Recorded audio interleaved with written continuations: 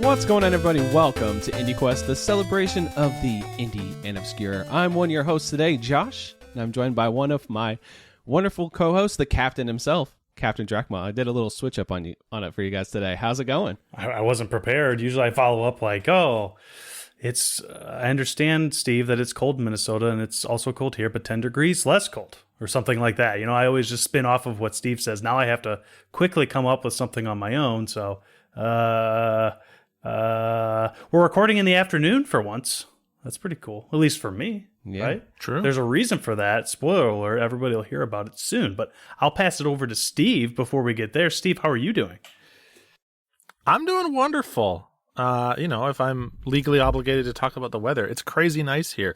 Last week it was like negative 20, and now it's like 35 out right now. I'm legitimately thinking about opening my windows because it's just balmy out there. Shorts weather for days. So I'm doing good, man. Life's good. Gonna talk video games. I just went glamping last night. Did an overnight glamping session. That's right. Your boy glamps. So I honestly feeling good. I don't know what glamping is.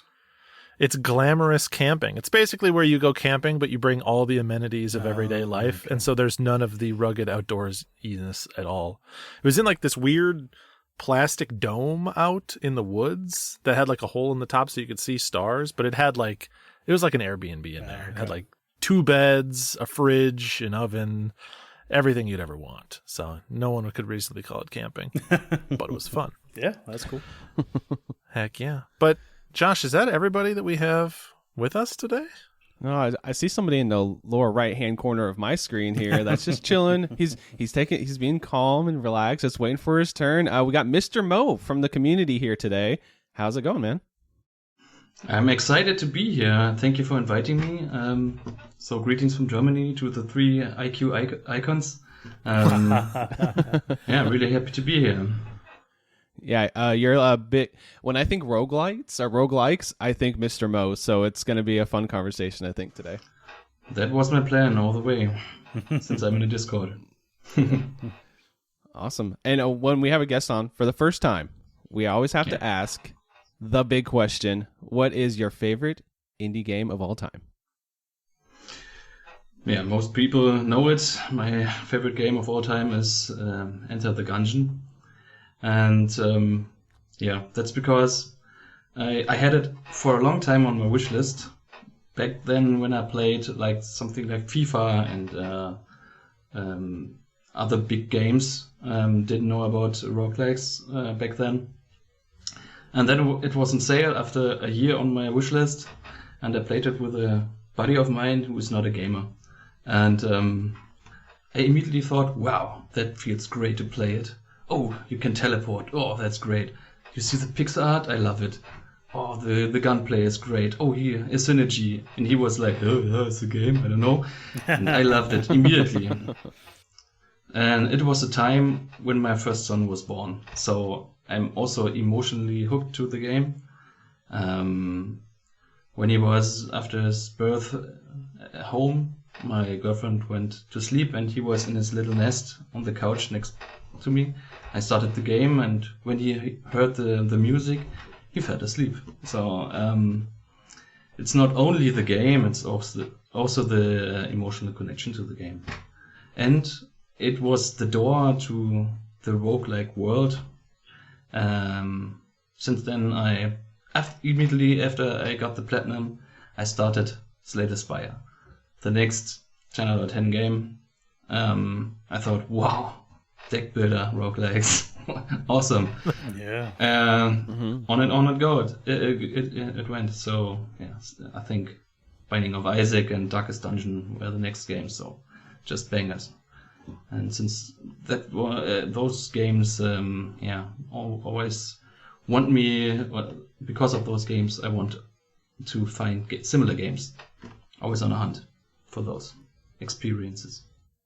Yeah, it like opened up a world for you, basically, right? Absolutely. Like, it's like opened up a door. Yeah, that's awesome. Question, a little roguelike / light question for you, Mo. Yeah. Do you find yourself, because you play a lot of them, right? Like I fancy myself a roguelike fan as well, although I know I don't play nearly as many as you do. Do you find yourself constantly comparing them to these giants. So even like, sometimes I'll play a roguelite that's like, oh, that's a really good game. But, you start to pick it apart a little bit compared to the ones that you love the most. Do you find yourself doing that? I don't pick them apart. I compare them always, or often. Yeah. It's either comparing them, it's a mixture of Slay the Spire and this and that. But sometimes it's, that's unique. Yeah. And that's one of the highest compliments for me if it's a unique game. So, for example, Dungeon Divers is not comparable with everything I played before. And it's like a puzzle roguelike. Looks like Minecraft, but isn't Minecraft. And I love it to death. I want to 100% it. It's very difficult. I like that too. So it's not, I'm not saying, it looks like Enter the Gungeon, but it's not Enter the Gungeon, so right. I dislike it. So, yeah, I don't do that. But, I think I have a list. It's not actual, not up to date, but I think around 230 roguelikes I played. Phew. Dang. Yeah. Man, That's a lot. I think you probably clear all of us combined at that point. Yeah, for sure. We are amateurs in your presence. Yes. Not bad. Yeah, but I slow down because of Polykill. I have to play other games. I started Citizen Sleeper. I just read the whole time, but it's very immersive. I like it. It's like a mixture of Disco Elysium and Observation, which I both very, very much like. Especially Observation, because it's hey, I feel like I'm a machine, but I'm a human, so it's the same feeling like Citizen Sleeper. And I wouldn't play those games without getting to know you. So that's also enrichment for my gaming life. So thank you for that. Thank you for saying that. I think that's kind of the whole point, other than to just, yuck around with my bros. It's also nice to get folks turned on to some cool games. I was looking at Dungeon Divers. Is this the one everybody keeps saying is a Minesweeper roguelike? Like it looks like Minesweeper, kind of? Yeah, okay, cool. It You're looks into like my it, but Google. Oh my god. it's a different mechanic there. It's a different mechanic, but if you watch like a couple 30 seconds of gameplay like I've been doing as everyone's talking, it's like it reminds me of, it might scratch that same itch, right? I don't know. Just a suggestion or a thought. If I find out how to Twitch, I maybe we'll play it on Twitch and invite you over to watch me. Then I try to explain, because for me it's the last steps, really, really difficult achievements, but they are fun. I gifted this to Guido, and he said I'm too stupid for it, but he will try. Well, the reason we had you on today is just because you're an awesome member of the community. You're always interacting with everybody, and you're just a nice guy. So that's always a plus. Thank you. So, yeah. Thank you very much. Nice to hear. And I don't take the status quo as it is. I often think about how things came together to be that state which they are today, and it's not 2 years ago. I wrote that email I was looking for an indie game podcast. At first, I looked for a German podcast, but they are crap. So I searched a little further and found you. You were the first English podcast, indie game podcast I found, and I stayed. And then I heard Enter the Gungeon on a side quest. We don't talk about that. I have to go to sleep in a few hours. So. I don't want to get too riled up. Yeah, I get it. I get it. Yeah. The emotional connection to the game.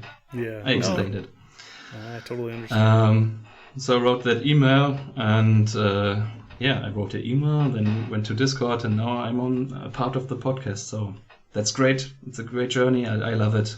I love to see you here on my screen and talk to you. That's really great. Really cool. Awesome. Yeah, we love it just as much. Well, what we do on this show, let's jump right into it. Might as well, as we bring games to our ever-glowing list. It is glowing, too, if you, don't have bright mode on and it's dark and the light's shining in your face. Anyway, the quest log. it's like over 100 games in the main quest at this point. It's just growing and growing. It's just a giant list. So check that out. It's IndieQuestPod.com. There's 2 sections to the quest log. It's the main quest, which is a game that anybody could easily play and recommend. Mr. Mo can enjoy it. We can have iguana. Your pet iguana can enjoy it. Anybody can have a good time with it. Or it's just that special that we want to shine a light on it and say, hey, at least give it a shot, even if it might not be your genre. And then we have the side quest, which is still recommendation. And obviously, every game we bring here is a recommendation, but it might have a caveat, or it might not be that 10 out of 10 banger, but we still recommend checking it out. So who wants to go first? That's not Mo today. We're going to save him. We're going to sandwich him in the middle somewhere here. Who wants to go first between the main hosts here? We used to be really harsh and just make the guest go first. Often didn't even explain what was expected I was of them. expecting it because I can remember Potomax. Oh, what me? Yeah, I kind of put Photo on the spot, and then after I did that, I was like, I can't do that again. That was a little bit much. I was prepared for your evilness. No, we got to ease them into it. We're not that harsh. I'm happy to go first, unless Seth, you kind of leaned forward. I don't know if that was because you felt like your game is a good appetizer. It probably is, and I have a feeling I know what you're bringing. So it's up to you. I don't know if you want to go, if you've got a passion for going first right now, but I'm ready to go first.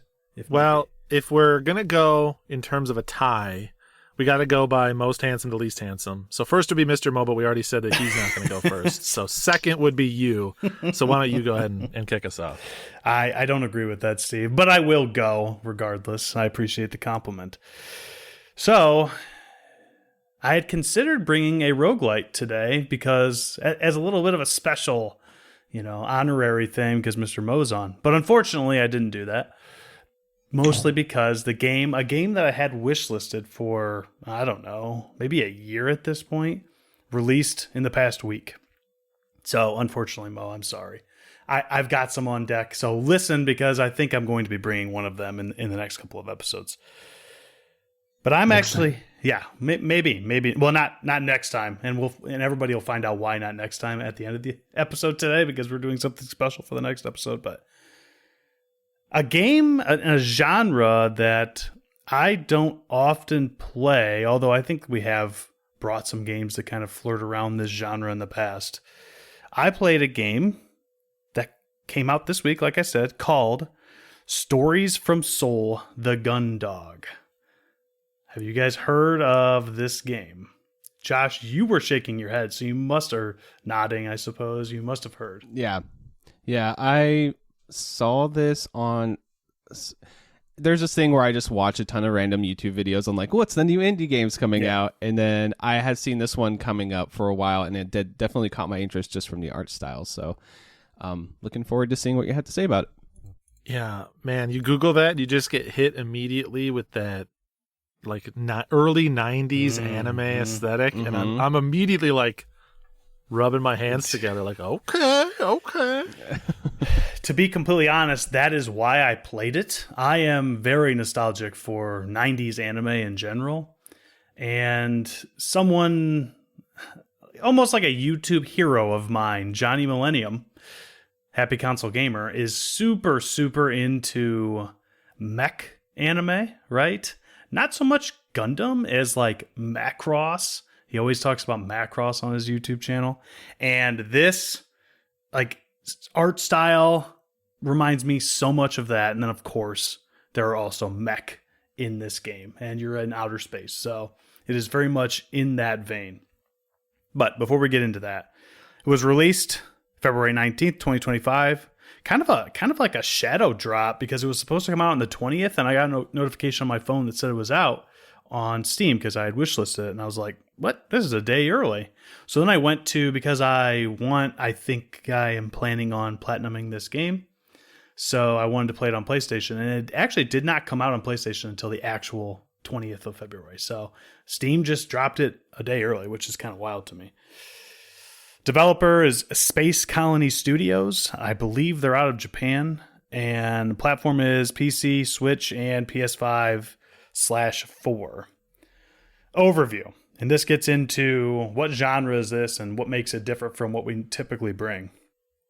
It is a space-themed visual novel where choices matter. So, genre that I very, very rarely touch on. If I know that there's going to be a ton of reading in any of my games, I'm like, I have to be super in the mood for it. I knew going into this game that it was a visual novel. Literally one of the top 4 tags on Steam is visual novel, so I know it's going to be a visual novel.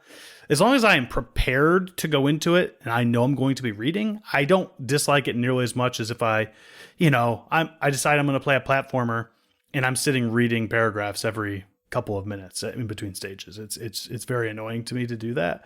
But when I know this is what I'm going to do, I'm okay with it. So, presentation, as Steve was mentioning, very anime. They are specifically going for that PC 9800 Japanese computer.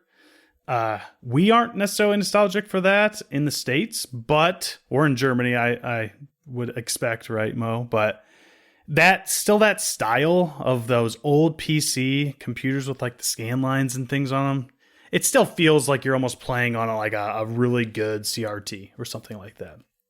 Of course, I was playing on a 65-inch Sony Bravia, so it didn't really have the same effect as playing it on an old CRT, but you can see where they're going, and it makes a lot of sense to why they went that direction for this specific game. I personally, one of my favorite parts of this game are the visuals. It is a brilliant game to look at. One of the cooler things about this game is when I first wishlisted it, the only thing you could see was like this green gradient. So initially they were coming out with this game with those PC98 graphics, but they were only going to allow you to play it in like green and other shades of green and black. I thought that that's how this game would come out, but then I've kind of kept up on this game because I've been excited for it to come out. And within the last couple of months, I checked back in on the Steam page and they have added color. And initially I was like, oh man, like they could have really stuck to their guns there, and they could have made it a unique experience with that. But I played practically the entire game other than just experiencing the green. I played the whole game in color.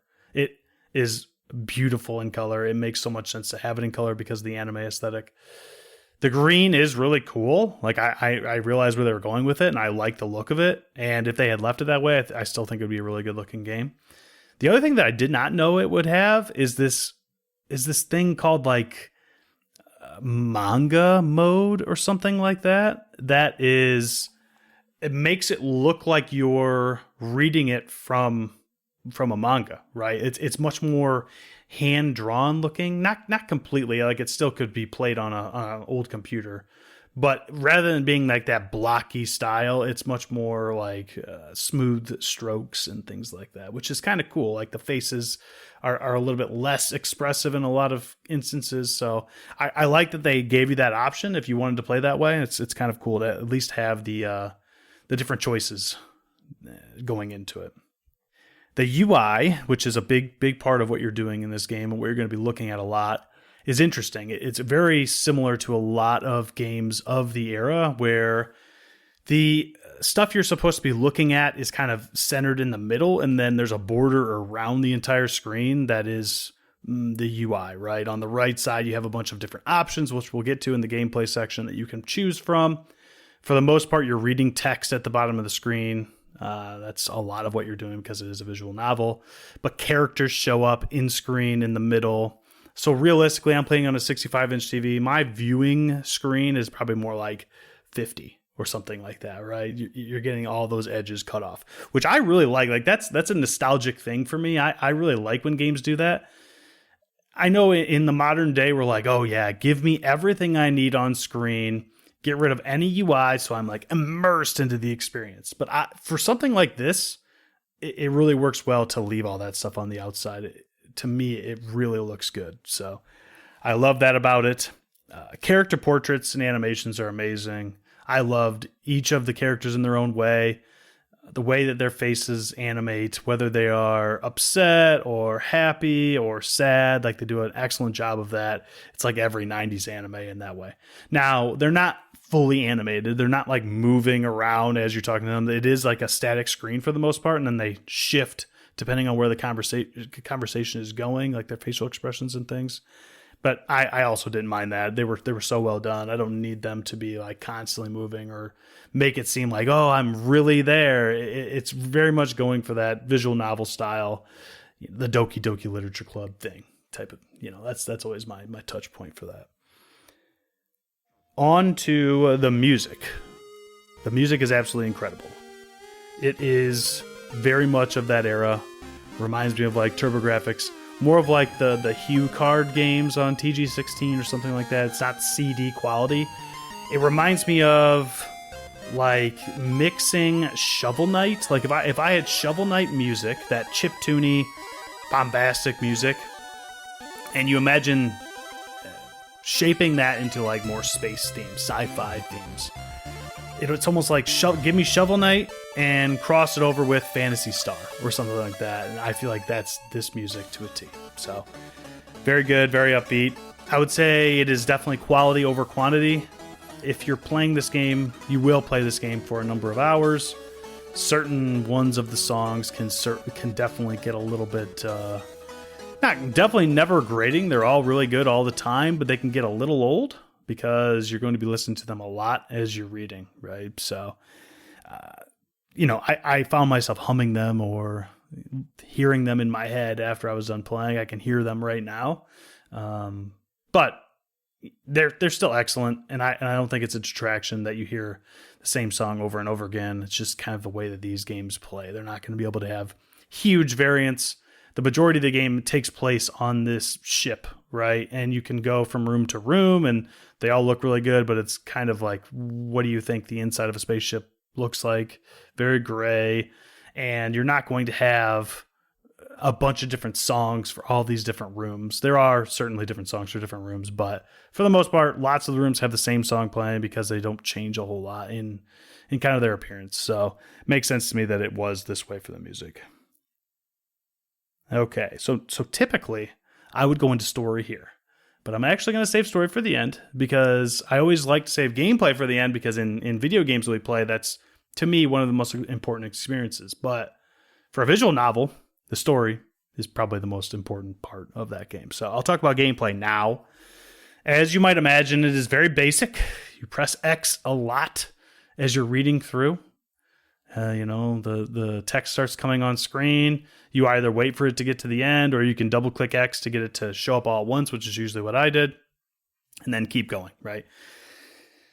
The nice thing, or the cool thing, to kind of make it vary and be a little bit different from maybe some of the more typical visual novels, or not, I wouldn't say typical. I think that a lot of them do this, but you do have options. As I'm looking around the room, it kind of gives you a little bit of that point and click feel, where I've got several places on the screen that I can choose to either look at, or I can actually use, right? If you use, that means like, let's say there's a computer on screen and I click use instead of look. Look will just give me details about what's going on with this computer, what you do with it. If I select use instead, then my character will actually try to go and use that computer, right? And do something with it.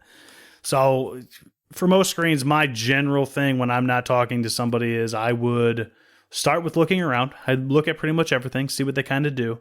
And then I might go and try to poke around and use some stuff if it makes sense to. Of course, there are certain things like, I go into the engine room and I try to use the engine.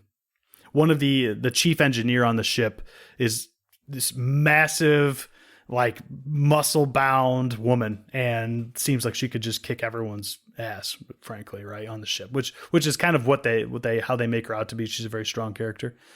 So whenever you touch her stuff, that's a cool thing about her. The chief is what her name is, or what you call her.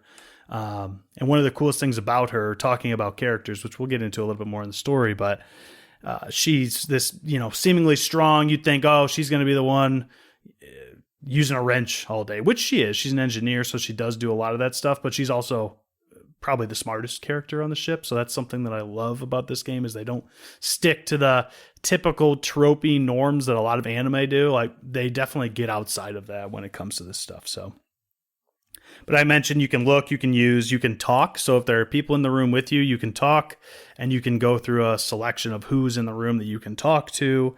Of course, you can move to different rooms. The cool thing about that is if I am in a room, the game doesn't just let me move to anywhere I want to. If I select move, I can only select to move to adjacent rooms. But you do have a map that you can select that allows you to teleport basically anywhere. Obviously, you assume your character is walking the whole way there, but you don't have to go through room by room and waste that time. So very nice thing to be able to get around the ship that way, especially once you've already experienced everything at the beginning of the game and you just need to get somewhere quick. You can use the map instead, which is a nice quality of life thing. And then there is a selection called item, where yes, of course, you're going to get items throughout this game. Sometimes you can use those items in certain situations that will allow your character to use something in a different way than just walking up to it and trying to use it, right? If they have a tool or an instrument, they can utilize it that way. There are quick time events further on into the game that you'll have to do where you've got 5 seconds to make a choice. You can see that timer counting down, and you've got 2 or 3 choices, and you have to really quickly think about it because you want to. The most interesting thing about those situations is it's a very tough choice. Usually, it's like I don't know which one of these I should pick, but I have to make it, and the in-game circumstances dictate that has to be made quickly. So, any of you guys or any of the listeners out there ever play this game, you'll understand where I'm coming from when it comes to that kind of stuff. It sounds very like The Walking Dead. And the trick to those is always, even though all the choices seem good, the game will usually pick the worst choice for you if you don't make a decision in time. So you gotta overcome your nerves there. Mm-hmm. Yes. And then sometimes you pick an option and you're like, I think they're going to say this by the context of the little sentence they give you. And then it's like, oh, well, they'll say like, oh, well, John's a dickhead or something, right? You click it, you're like, because that's the right thing to say. And then it's like, well, yeah, maybe I should go murder John. You're like, no, I don't want to do that. You'll choose an option that says like, gently push back. And then your character, after you choose it, immediately takes out a gun and shoots the person they're talking to. You're like, that's a little more than a gentle pushback, buddy. Exactly. That kind of stuff does happen here where I make a selection and then lots of text ensues. And I'm like, for the most part, I think the selection that I made makes my character do the thing I wanted him to do. But there are times I'm like, well, now I really wonder what would have happened if I had chose the other one. Cool thing about that, you can save this game at any time. Now, nice. I didn't do that. I've got multiple saves, so I can go back and hopefully clean up the platinum once I actually... So, another little tidbit. I have not finished this game. All sources that I've read have said it's a 5 to 6 hour game. I'm at 9 hours. And I see an end in sight, or at least I think I see an end in sight. And I just assumed that I would be done a lot sooner. I think that maybe there are ways to quote unquote finish this game and get credits well in advance of where I'm at. So I think certain choices leading up to this, choices very much matter in this game, in those quick time events, but also there's plenty of times where you can just make a choice that's not tied to a time. It's still tough and you have to think about it. But the game story moves in different directions depending on what you do. And I'm very interested in going back and selecting some of those older saves and going in a different direction and just see what happens. Like there are several times when I made a choice where I really wonder what would have happened if I had made the other one, because it seems like a drastic difference. So yeah, just if you're into that kind of stuff, then yeah, check out this game for sure. I would say there's, like I said, there's some branching going on, and different choices are gonna make a difference. And this might only, I don't know how many of you have played this game. I have not played either of these two games, but I've seen it in a couple of Steam reviews that I've read. Sometimes I'll peruse them prior to playing the game. Really, this time that there wasn't a whole lot of time to do that because I bought it almost on release. But I've seen it compared to Snatcher. I was going to make that comparison. I actually have a tab up on Google of Snatcher images right now that I was looking through as you're talking about this game, because it feels like that is a strong inspiration. Yes, and or Police Knots, which we unfortunately didn't get, but it's a very similar game to Snatcher. Yeah. I have not played either of those games. Unfortunately, Snatcher is basically impossible to acquire at this point unless you are a person of extreme wealth because it is extremely expensive. Or Steve, I assume you have it at this point. I think that you've said that before.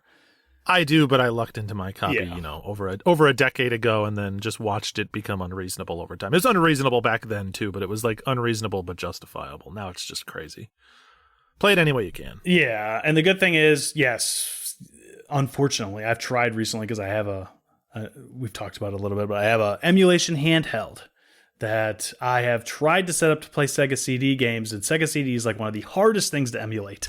Yeah. So, but Police Knots, although only Japanese, does have an English ROM and was on PlayStation. So, all I'll say, I'm not even close to the verdict. Well, I'm sort of close to the verdict, but not to the verdict quite yet. Because of this game, and because of the people talking about Snatcher and Police Knots, very much want to go check out those games and see what they're all about. Have you looked into or checked out 2064 Read-Only Memories No. in any way? So that's another visual novel indie that really was borrowing a lot from Snatcher. It doesn't have this like 90s anime aesthetic, but if like, you'll get to your conclusion here, but if this has kind of like got you interested in digging a little deeper into these types of games and you want to play stuff like Snatcher, you should definitely check out 2064. Really, really good. I'm not into those games, but I heard about this game you said, Blink. Yeah. So maybe it's on PS Plus. I think it was at some point. Yeah, it's certainly on PlayStation to purchase, and I think it was free for a while. Yeah, I was going to say that one has a sequel too called Neurodiver 2. So like if you wanted to keep going down that rabbit hole, there's options there. So Okay, cool. So it's on PS Plus. You can play it for free. Oh, cool. Okay. Yeah, I am very, very into, and I assume that the visual style of this game draws me in more than it would maybe just your run-of-the-mill visual novel, although I think that a lot of visual novels have an anime art style. But I will say, before I even get to the story right now, I enjoyed Doki Doki Literature Club. I think that that's kind of I'm trying to dip my toe into the visual novel games. Okay, go play Doki Doki Literature Club. If you enjoy that, then you probably enjoy visual novels. I liked it. I thought it was fun, but it definitely wasn't my favorite thing. Could have very much been my mood at the time.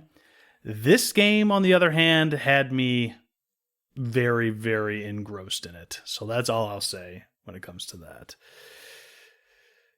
The story. So you play as this character. You name the character yourself. So you are playing as yourself.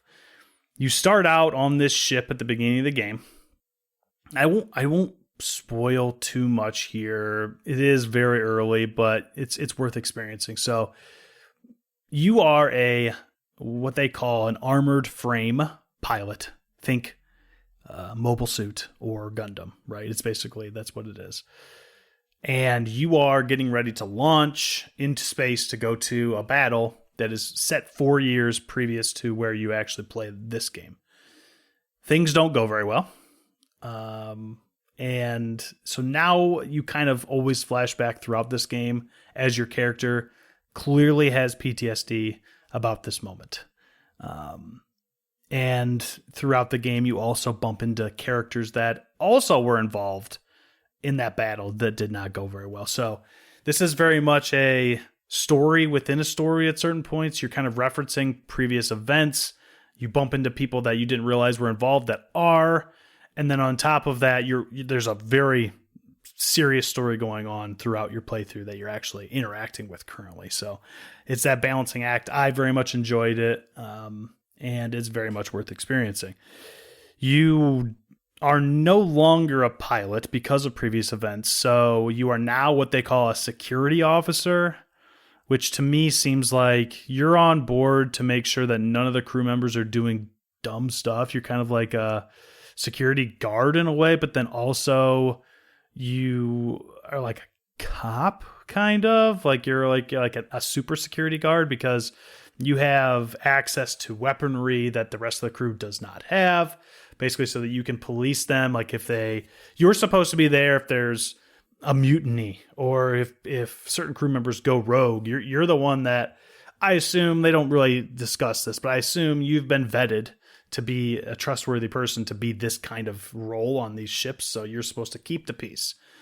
If people are starting to get ideas, you're supposed to be there to kind of be that gentle nudge that says, oh, but if I do this thing, then I know that person's going to come after me. Right. So, yeah, that's kind of how it is. And from there, it's very much, you're on this ship called the Gundog, and it's a different kind of ship than you've ever been on before. Typically, you've always been on very large ships, but the Gundog is a Swift class ship, which basically means it is, a lot of characters reference this. It is basically a ship that is made to house just a few crew members, and it has a massive engine so that it can get very far very quickly. And so a lot of times they do like rendezvous missions where I got to get over here as quickly as possible, throw a couple people on, go and get the thing, and then get back. And that's what the Gundog is. You find out as you play that there is a very specific reason that a lot of the members themselves were all put on the Gundog. I don't want to go too much into that because it's fairly spoiler heavy, but also very interesting. The writing is so good. So good. Coming from, like, the translators were on point. When there's so much text in a game like this, you expect to find grammatical errors, especially when even if it was English first, but especially when the developer is from a different country, you expect there to be, here and there grammatical errors, and you excuse them. Not only did I not find anything like that, it is so well written, so well punctuated. It's kind of perfect. Like, I have no detraction to how they wrote this game or how the characters speak. Each of the characters, when they're not actually talking, they don't actually have voiced lines, and you have to kind of read and put their own voice into your head because you don't hear any of them talk. It's kind of tough to do. Everybody can kind of sound the same in your head, but they do. The way they write is such a meticulous way to make each and every character their own person. And it's great. I love it for that. So, outside of that, I don't think I want to go any further into the story because there's lots of spoilers. The story takes twists and turns.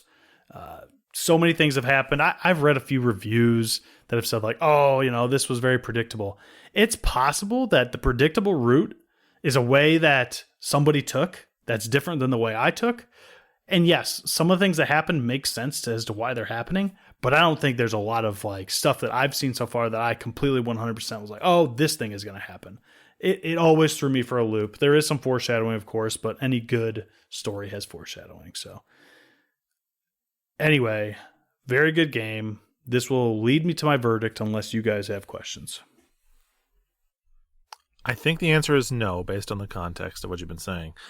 But my biggest concern with any visual novel is always, like, is the story too bloated? I feel like a lot of visual novels are really slow in the first half, and then all of, like, the meat is in the back half, or even the back, like, quarter of the game. Now, the runtime here is pretty short at 5 to 6 hours, like you said. I'm at 9, though. That's okay, that's fair. Yeah. Do you feel like it is, like, bloated in that way? It can start slow, right? Like, they can do their world building, and that can be interesting in itself. But do you feel like the pace was good?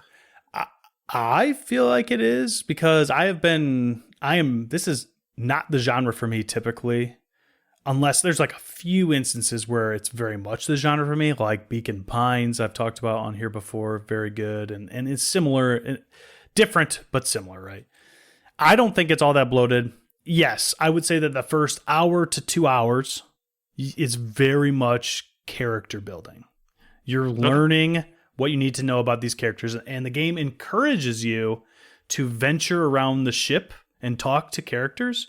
Now, that could be part of the reason why this is 5 hours, or some people beat it in 5 hours, is because a lot of the dialogue that I have gone and actually seeked out on my own, I didn't have to do. But I'm trying, I want to glean as much information as possible, understand these characters as much as possible so I understand their ambition and their motivation when it comes to anything that's going to happen later in the story. You don't have to do that. And somebody who is less on the I want to read side, more on the get to the point, you can absolutely do that. But I do warn you, if you go into this and either skip through stuff or don't try to experience everything, that could lead you to these people who are giving it somewhat negative reviews saying, oh, blah, blah, blah, I expect it, or it's kind of shallow. I've seen that. It's like, well, did you actually do your research prior to calling it that? Did you play the game? It's a visual novel. Now, if I'm playing Dark Souls and the game expects me to read all the equipment to be able to figure out the lore, that's a little much. This is literally telling you to read it. It's a game where all you pretty much do the entire time is read. So you need to go into it reading. If that's, you got to be in that mood to get the most out of it. And I think that that's where it shines. Okay. Yeah, I mean, 2 hours in, things start to happen, things start to move along, and then things really start to happen at about for me, like the 3 hour mark. So could be earlier if somebody skips some of that stuff. So you guys, Josh, Mo, I don't know if you were talking as well, asking questions. You play it for 9 hours, so you're already replaying? Did you finish it? No. Oh, it's the first one. Okay. Will you replay it for those key decisions you want to take? Well, yeah, I think I want to see some stuff, but I think what I'm going to do is I'm going to play it, see it all the way through, and then check my trophies and see what trophies I need still, because I've kind of perused, but the trophies I will completely, or achievements on Steam, completely warn everyone out there. If you're looking at the trophies to kind of see if you can get as many trophies as you can in your first playthrough, you could very much spoil yourself for later events, because there are things in there that says like, do this thing. And the thing that it tells you to do is like, oh, I didn't need to know that. Like, I didn't need to know that that's possible. So yeah, it's like you call John a dickhead, right? Like yeah, pretty much. Except for it can be more extreme than that in certain instances. So it's like, oh, yeah, I have an option to do that thing. Okay. But for example, this is very lighthearted, and I don't think it's spoiler heavy at all. It's very much like a side quest. There's a character on board that you have known in the past. That's all I'll say. And her name is Cassie, and she is kind of tropey in this way, but she very much loves to eat junk food. And, she's just that like, oh, I want chocolate all the time. So one of the trophies is give Cassie a chocolate bar, because there's like a mess hall where you can get stuff out of a vending machine. And then another achievement is give Cassie a chocolate bar at every possible opportunity. So you have to constantly be thinking as you're playing through these levels before you proceed, because it usually gives you like a gate that says, are you sure you're ready? And you have to say yes. So at those gates, you have to kind of think, do I need to go back, get a chocolate bar, give it to Cassie, right? That type of thing. So that's the kind of stuff that this game does in certain ways, and why it's important to be careful with checking achievements, because there's a lot more that aren't just chocolate bar ones that will spoil things. So. All right. So you take your Snickers out of your items and put it in her mouth. No. Will it get a green frame around it? No. To show you the item works, or do you have to try every item on every location? That's actually a really good question. So when you have items in inventory, sometimes what I don't love about point and clicks is that, and this is much more visual novel than point and click, but on a lot of point and clicks, you basically are like, okay, I've got 3 items in my inventory, and I need to select each one and click them on everything in the screen to see what happens, right? That is not how this game is. As soon as you have a use for that item, usually it's like, okay, I've got the chocolate bar, I need to go find Cassie, right? So I go and find Cassie, and I strike up a conversation with her, and then towards the end of the conversation, your item like button will start flashing. And you go to the item button, select the chocolate bar, and then there's lines of dialogue about, because there's a doctor on board that has told Cassie to take her diet more seriously. So it's always like a sneaking thing, like you're sneaking contraband to her type of thing. Yes. In paperwork and things like that. Yes. So, yeah, I mean, you're never like, oh, here, like poking it at her or anything like that. It's very obvious when you're supposed to use items. And then, or sometimes you go to use something on screen, and then that item will flash, right? And then you'll have to go into your items and actually use a key card or an actual key, things like that, right? So that's good. because it can be annoying to Yes. miss something and run around for an hour. Right. For sure. Okay. I think that will bring me to my verdict. Where am I going to put it on the quest log? I've said this before, but I think that this truly might be the most difficult quest log decision I have ever made. I'm not kidding. It is truly a very excellent, great visual novel that I think anyone that is into visual novels should check out. Or if you've played games like Policenauts or Snatch or any of the other ones that we mentioned so far in this episode, I know for a fact that pretty easily I could not recommend this game to a wide audience of people, because a lot of people want to play video games to play a video game and not read a book, or they would just go read a book. So because of that, I'm going to put this on the side quest. But it's got a massive, if you're into that, or if you're in the mood to read, or if you're into mecha or anime even, check this game out, because it feels like you are playing, like you get to make all the choices in one of your favorite anime. And to me, that's super cool. Like I wish that I could watch Full Metal Alchemist or Yu Yu Hakusho, and to this, right now, after watching all the way through, I could go back and in certain episodes decide what the group does, right? How cool is that? And that's what Stories from Soul, the Gundog, allows you to do. So check it out. Like I said, I'm still at 8 hours. I'm at 8 hours and still going, but a lot of other people have finished it sooner than that. So your mileage may vary how much you want to read, and like Steve said, the world building, how much you really want to get into that character building. You can do as much or as little as you want. You're going to get what you want to get out of it for the most part. So, yep. Stories from Soul, the Gundog is a side quest. I will say side quest. Yeah. Well, categorize TBD now, so you don't have too much to do later. I'm not doing that right now. That's quality content right there, Mo. We got to hold off on that one. Okay. I will say I had never heard of this game until you brought it. It's already on my wish list on PlayStation. I almost bought it on the PlayStation app while you were talking about it, and I was like, okay, I got some other stuff I got to play. But I think anyone that looks up this game, you will know instantly if this is a game for you. Like, you're going to look at a couple screenshots of this game, and you're like, oh, this is catnip for me. 100% I'm going to enjoy this. So in that way, it kind of fits a side quest where check it out, because you might immediately, it might be like you dive in 5 minutes from the moment you learn about it. Steve, before you buy it, I bought it because had it wish listed, but I almost waited and brought something else to this episode because there is physical versions of this game. Is there? Is it North American release? There's one there's like a regular old North American release one for PlayStation, as far as I could tell, but there's also special editions on PlayAsia already, I think. So before you buy it digitally, I know you're one that is want to have a physical version, and I might get one anyway, but I wanted to play it as soon as possible, and I didn't want to wait for it to ship because I doubt I can walk into Best Buy and buy this game, right? So there you go. I tried just Googling or searching on Amazon Gundog, and there's a lot of other stuff that shows up, so yeah. I'll find that later. Yep. Very cool bring. Also, none of you know how professional of a podcaster Seth truly is.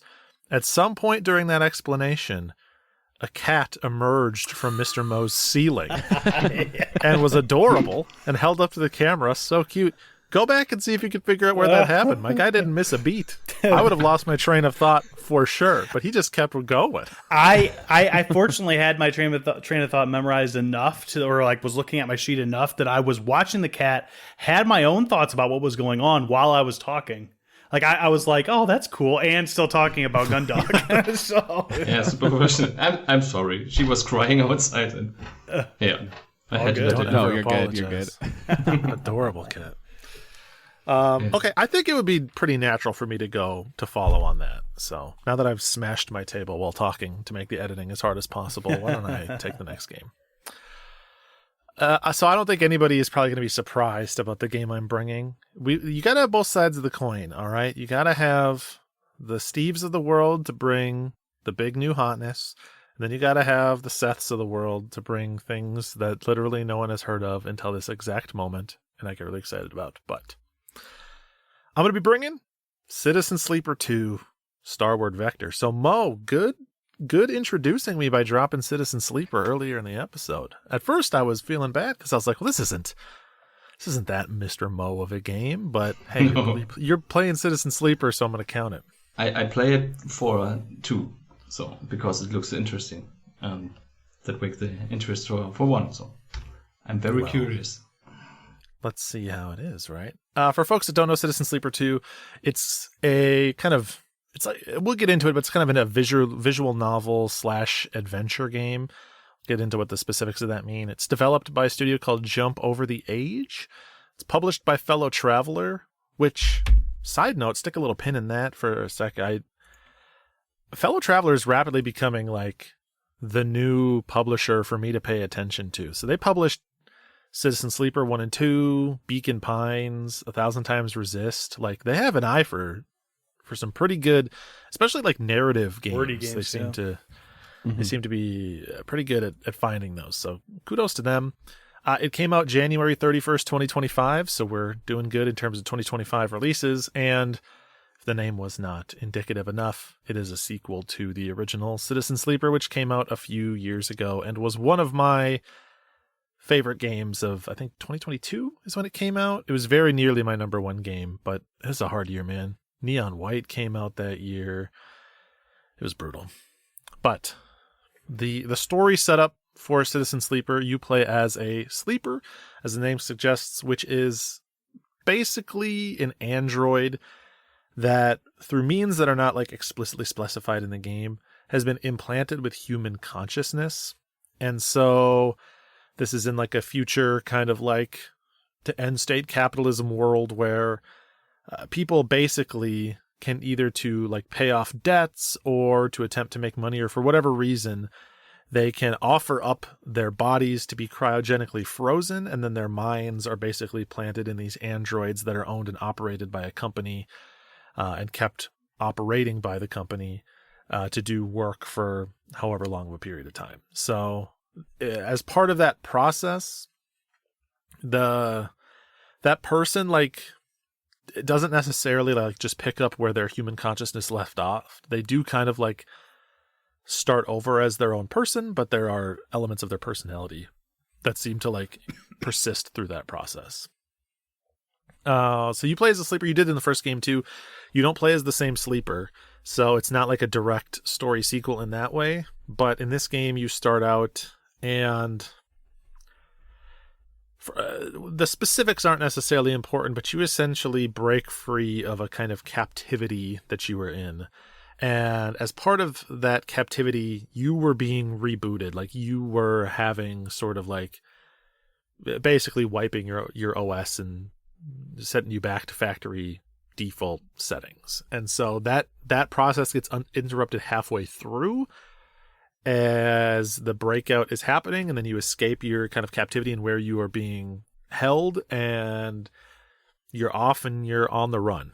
And so Sleeper 2, Starward Vector, is about basically you finding a way to build a life in this asteroid belt, like colony group, while also evading capture. You are very much constantly trying to avoid being caught. If people played the first Citizen Sleeper, it all took place on one large space station, and sort of the overarching threat of that game was that a mercenary hired by the company that owns your body was coming to basically retrieve you because you were a runaway. And so you always had this like kind of like Majora's Mask moon coming down towards Clocktown. I'm wearing my Clocktown t-shirt. That's why that example came to me. Where you always had this like this looming threat of this person eventually coming to get you. Sleeper 2 is a little bit different in that you are trying to escape people that are tailing you, and the game mechanically represents that by having you move from place to place to basically reset like this timer. So if this timer that happens every so often ticks up too many days without you moving from one spot to the other, then you'll get caught. So in order to prevent that, you need to always be on the move. You can't stay in one place for more than a few days. So you're never putting down roots anywhere. And the game is very much about that, which we'll get to at the very end when I kind of summarize my thoughts on the game and the story. You mentioned, Steve, that the first game took place on one space station and this one's on multiple different areas. Does this feel, and maybe you're going to get to this, does this game feel bigger than the first? It does, yeah. I mean, the first game felt big in its own way, but this game it's more zoomed out, so the scale is a little bit bigger. Whereas the story in the first one, you like felt like much more intimately connected to like the individual like streets and places. Here you make more of a connection to the people and less to the place, and so it ends up feeling a little more like RPG, like turn-based RPG-ish, to make a reference that will make sense to you, where it's more about the people you're traveling with and less about like the individual towns, even though the individual towns or locations are still very relevant. So the actual gameplay, I said it's kind of like half adventure, half visual novel. I think it's probably more accurate to say it's like half visual novel, half tabletop RPG. And again, this is very similar for folks that played the first game, but for folks that are entirely unfamiliar with it, the way that the game is structured is you're going to spend most of your time reading story and reading exposition. It's a very dialogue-heavy game. And, you're seeing like a character portrait, and on the right side, paragraphs of text are scrolling by. You will occasionally have those paragraphs of text broken up by choices. And some of the choices are like small and probably insignificant to the story, just like a little flavor text that weave the conversation one way or the other until it loops back to the way it was intended to go anyways. But sometimes the choices are much bigger, and the game handles those choices mechanically in basically a combination of two systems. The first is dice. So this game has a day cycle. It operates on a system of days. And at the start of every day, your character rolls 5, well, it doesn't physically roll, but the game rolls 5 dice for your character and then puts those at the top of the screen, whatever you rolled for those 5. So, maybe you have a 6, a 5, 2 3s, and a 1. Then as you go about the various locations in the game, in order to either like fulfill certain conditions or take certain actions, you'll need to slot one of those dice in to basically help determine your success rate in that action. And so, think of something like low stakes. Maybe I'm going to go to work in the scrap yard, hauling scrap to earn a little bit of money. The game will have me put a dice in for that. If I put one of my higher dice in, like my 6 that I rolled or my 5, I'm probably going to be more likely to have a positive outcome on that roll that the game does, in which case maybe I'll get like a little bonus. I'll get like some extra money for a job done particularly well. Or if I put one of those middle dice in, maybe I'm more likely to get a neutral outcome. I just kind of get the standard pay I expected for that job. Or if I put my 1 in and I am more likely to get a negative outcome, maybe I'll still get the money, but it'll be like particularly exhausting day, and so I will lose an extra bar of my energy in addition to doing the work. So the dice you slot in don't explicitly determine what the outcome is going to be, but higher dice suggest or give you a higher chance of a positive outcome. And every action in the game has a positive, neutral, or negative outcome.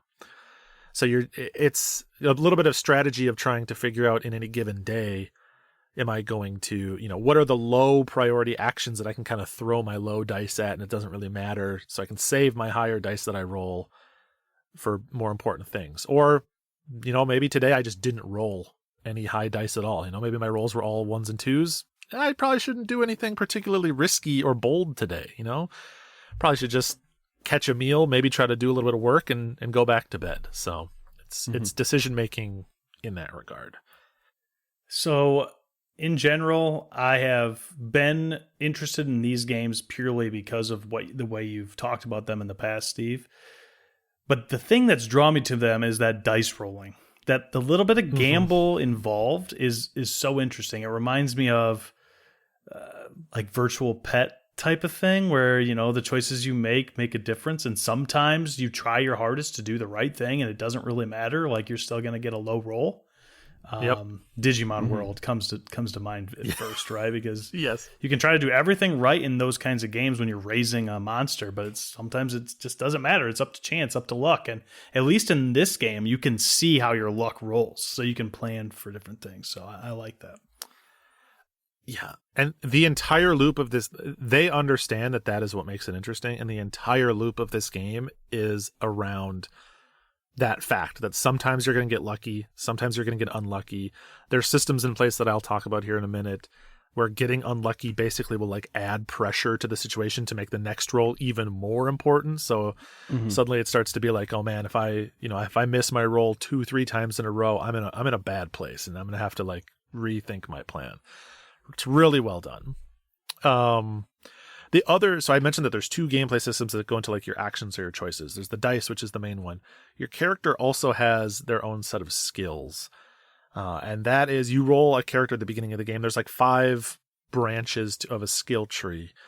And when you roll a character, you choose of 3 different archetypes that will be good at one skill and bad at another skill. And then as you play through the game, you'll also be able to do quests to earn points to improve those skills as well.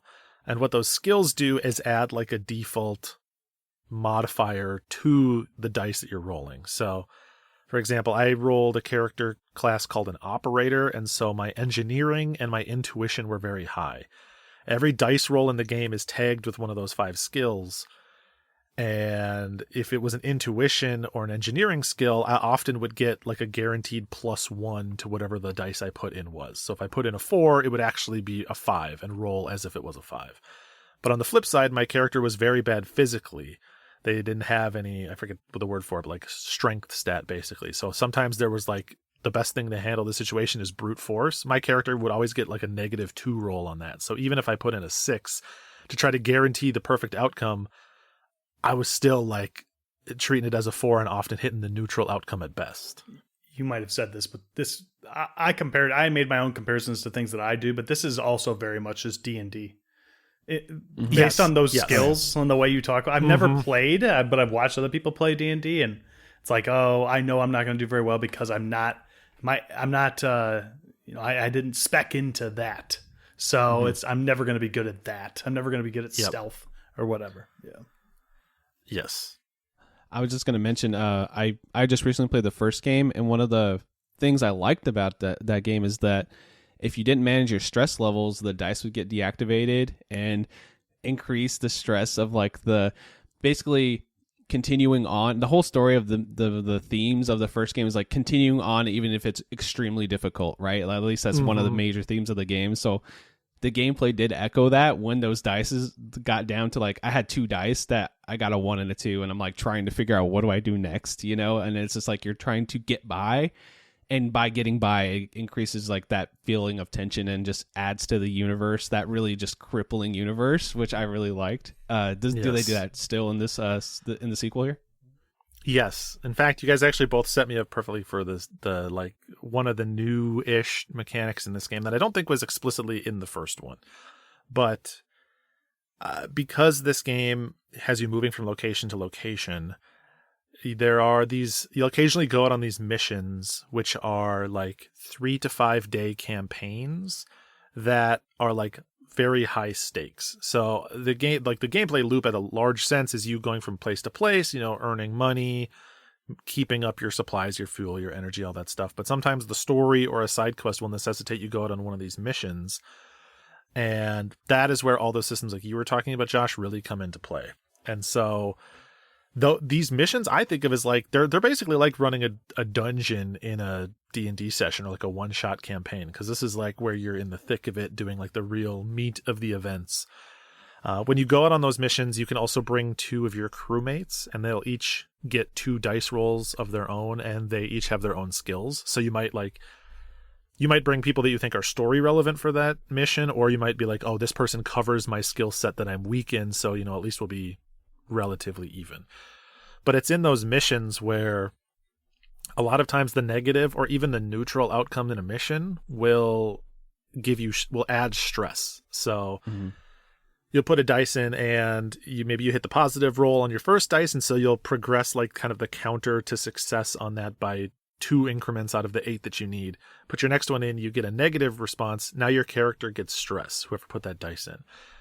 And as your character builds up more stress, every day one of your dice will take damage, and the more stress you have, the more damage you take. It's just like Josh was saying. And so if you take too many risks and hit too many low rolls, or you just get particularly unlucky, your character will get stressed and your dice will start breaking after taking enough damage. And so now every day, instead of 5 die, you have 4, you have 3.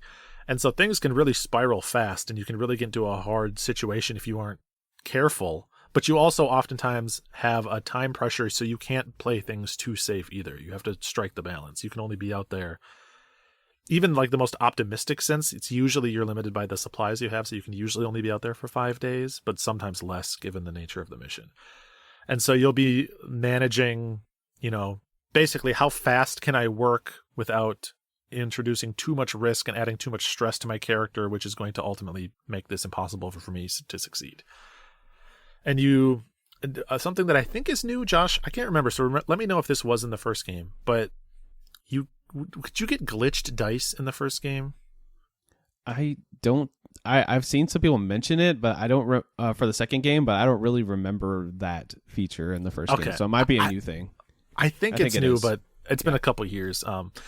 So if you do break one of your dice, you can repair it with like a particular material at some point in the game. You get the ability to repair them.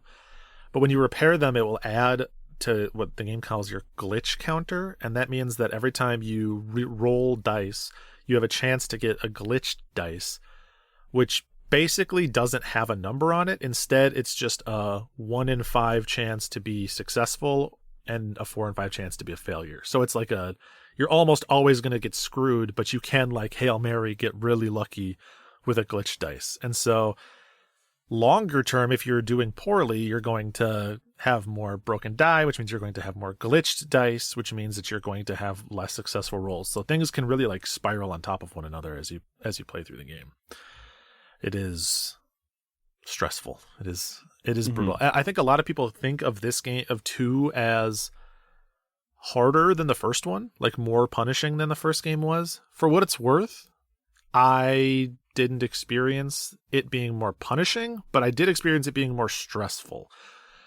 Maybe I got lucky, or maybe the game has its thumb on the scale a little bit to try to create this feeling. But in pretty much every mission, it was always really tense, and I pretty much always just barely came out successful. Like I just barely made it through without completely dropping the bag. So either I was doing the right things, or the game is good about making you feel like it's all about to fall apart without ever really having it all fall apart. And you can fail in some major ways, in ways that will permanently impact the story, the characters, etc. So I know that there is a potential for actual fail states. So if you fail, you continue the mission. You go to the next mission, or you repeat the mission? You'll go to the next mission so there's actually 2 game modes. That's a good question. One is you can play on basically like a hardcore permadeath mode, and in that case, if you fail the mission, your entire run, the entire game is over. But in the normal difficulty, you can fail a mission and you will carry on forward in the game, but any number of things can happen. You might take damage to your character's body in a way that now you will always have at least 1 glitch dice for the rest of the game. Or if it's a particularly stressful situation, like you might lose one of your crewmates permanently, like they might die on a mission because you were not successful in doing what you needed to do. So the game will fail you forward, but there will be consequences for not having succeeded. So yeah, it's not all stress though. It's also an incredible game. It's a very heartwarming story. It's very like the whole game has this sort of like difficult optimism to it. It's the same as the first game in a lot of ways, where like a lot of things are beating you down, but there is still like a shred of hope throughout the entire story, and like the game is encouraging you to push forward at the same time. I think a lot of that comes down to well, one, the writing is incredible. They're so good at like, especially describing like scenes and locations. The way they have to describe like things like server hardware and like networks of cables and stuff. They're so good at like analogy and just really like getting that image in your head, which is good because they're never almost ever showing you that on the screen. You see character portraits, but usually not any location portraits. And then the other part of that is massive is the soundtrack. So it's Amos Roddy, I think, does the soundtrack, and it's just as good in the second game as it was in the first. Very, again, like kind of slow, melancholic, sort of dreamy, almost depressing electronic music, but that all has like a little hint of optimism, a little hint of hope in there. It's just perfect work music too. I listen to the first game soundtrack all the time while I'm working, and I listen to this one all the time now too. So yeah, I think for obvious reasons I don't want to dig too deep into the actual story of the game outside of that initial premise. I will say that this game I like because it is exploring different themes. You know, like Josh said, the first game was more about literally surviving in a tremendously hostile, stressful world. It's about like pushing forward when there is like seemingly no reason to push forward. The second game is more about like, in a very high level, it's more about, you know, deciding your path in life for yourself, even when that means having to give up other choices. And it's more about, you know, how do you trust people when you can never know for sure that you can trust someone. Trust is a big theme in the game and comes up a lot across your relationships with different characters. Phenomenal, top to bottom in terms of story. Loved it the whole time, and it has a really strong ending, which is always hard to do in a game like this where there are variations in story path a little bit. The first game was like this too, where even though most of the narrative was consistent, there is some like ability for you to sort of write your own ending to the game in a way that felt really appropriate to like how I viewed my character and still made sense in the narrative, which was really cool. So I think that's pretty much everything, but I want to know, boys, what do you want to know? What's scratching your noggin, Citizen Sleepularly? I just wanted to mention the writing cannot be understated how awesome the writing is in the first game, and I'm sure it's the same in the sequel.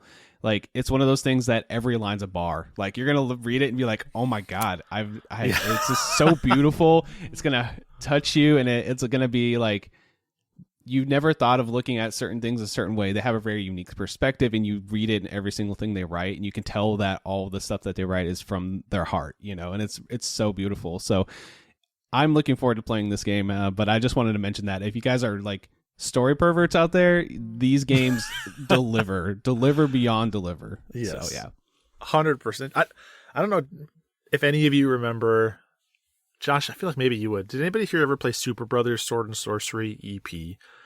That game had a system where, and this is like early days of social media, I guess, where it was very novel, where any line of dialogue in the game, there was a button in the game to tweet that line of dialogue.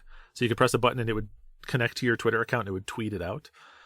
Citizen Sleeper should have that. Or there should be a button on any particular line for you to buy like a nice cursive print of this and have it mailed to your house, or have someone show up and like tattoo it on your back or something like that. Because there's so many things where you're like, damn, that's quotable. I don't think that I have a question so much as I have like a tip of the cap to the dev. So many devs out there, Team Cherry, struggle to put their sequel out or another game out. And I'm not saying like totally let it cook. And I'm not saying, saying that's a detraction for anybody that takes 7 years to make another game. But I mean, somehow Citizen Sleeper devs just chugged this thing out and made another amazing game. So it's clearly possible. Yeah. 100%. Like, massive kudos to them. And I will also say, like, in regards to this being a sequel from those developers, I don't think you need to play the first game you don't need to play the first game to enjoy this one. Again, your character is a different character from the first one, and so you can play this as a standalone experience and you will have a great time. I will say that for fans of Citizen Sleeper OG, Citizen Sleeper Nacho Cheese instead of Cool Ranch, You will meet characters or hear references to the first game. So there's like little nods and things that call back to the first game and are cool if you are a fan of the first game, but none of those things are dependent on an understanding of the first game. It just adds a little bit of extra, like, oh, that's cool, to the narrative. So you have a favorite? One or two? Oh, but between the two? Oh, man, that is so hard. I think the second one is better overall. It's hard because the second one is more of what I love from the first one, and the first one was such like a surprise for me, so I might like feel a little more nostalgic on a longer timeline to the first one, but I think 2 is comprehensively the better game and like executes on its mission just that much better, which is perhaps spoiling where this is ultimately going to land for folks that are aware of Citizen Sleeper 1's placement on the quest log. But if you can believe it, it's a D tier side quest. It's worse than Soul the Gun Dog. That game actually seems cool. Now, this is an easy main quest for me. I mean, there are certain games that come out where you go in and you're like, man, prove to me that this isn't a main quest, right? Where you're like, I already know this is going to be a main quest. You really have to fumble the bag in order for me to feel differently. And they didn't. I loved my time with it. I think it's an incredible story. It's in a lot of ways difficult to make a sequel to a game like Citizen Sleeper that had such a vibe to it without feeling like you're retreading things, but they don't. And yeah, just a phenomenal experience. I played the entire thing with my wife, and she also watched me play the entire first game, and she also came out like, damn, yep, that game was really freaking good. You always know it's a good game when Leah, my wife, when she, as the credits are rolling, pulls up her phone to start opening like Reddit threads and story synopsis explanations and stuff, where she's like, I gotta learn more about this. I gotta know. I gotta fill in the gaps that I don't understand. So that's a high compliment for us to pay to it. But yeah, Citizen Sleeper 2, Starboard Vector, certified main quest banger. One of those we'll be talking about at the end of the year, game of the year time, I'm sure. At least, who knows, but it's still early, but you know, I know I'm going to play it, and I know I'm going to love it too. So it's like, I have that on there, like I'm playing that soon, so I'm excited. Yeah, I mean, it's February. This statement literally means nothing, but for what it's worth, it's currently my front runner for game of the year. Awesome. I think we should let Mr. Mo take it away. He's been so patient, so kind. I'm ready to hear about whatever he brought. He's handled cats. Today, Schnitzel is on the sandwich. Okay. Do you guys have a guess what game it could be? Did you think about it? Yeah, my guess is Astral Ascent. Okay. Ooh, my only guess was that it is going to be a roguelike of some kind. And knowing you, it's going to be a game that I've never heard of, but you put like 50 hours into and say is incredible, because you usually go hard on the games that you play. My guess was going to be that you were going to do an impromptu second opinion and just bring Enter the Gungeon and put it on the main list. No. Don't have that. No, I won't do that. So no, it's not Astral Ascent. I know you love that game, though. I know you really like that game. So, and it isn't a roguelike. Wow. Oh. This is like when we brought Briz on for a specific game, and he's brought a different one. Yeah, seriously. This is a true twist. Yeah. Because it's a roguelite. Just wanted to see your faces. All right. Okay. That comes later, but it's technically both. It's Power of 10. Did you heard about it? Power of 10. Power of 10. Power of 10. No, You also can't just Google Power of 10. You have to. No. Add game on there. Go to Steam. Go to Steam, and look at the beautiful game. So it's also space themed. Cool. Dang, we're 3 for 3. We have a title. Yeah. I'm sorry, but I'm gonna break that trend. I'm sorry, guys, but you know it is what it is. Space, mostly. space-themed mining planetary defense roguelite, I would call it. Okay. It's on 1.0 release since 2 years, and it was some years before an early access, I think 3 years before that. Two main reasons I brought it is, first, it's a solo developer. Pew times 3 is just Andrew Richardson. And on Steam it only has 212 reviews. So I would call it a gem.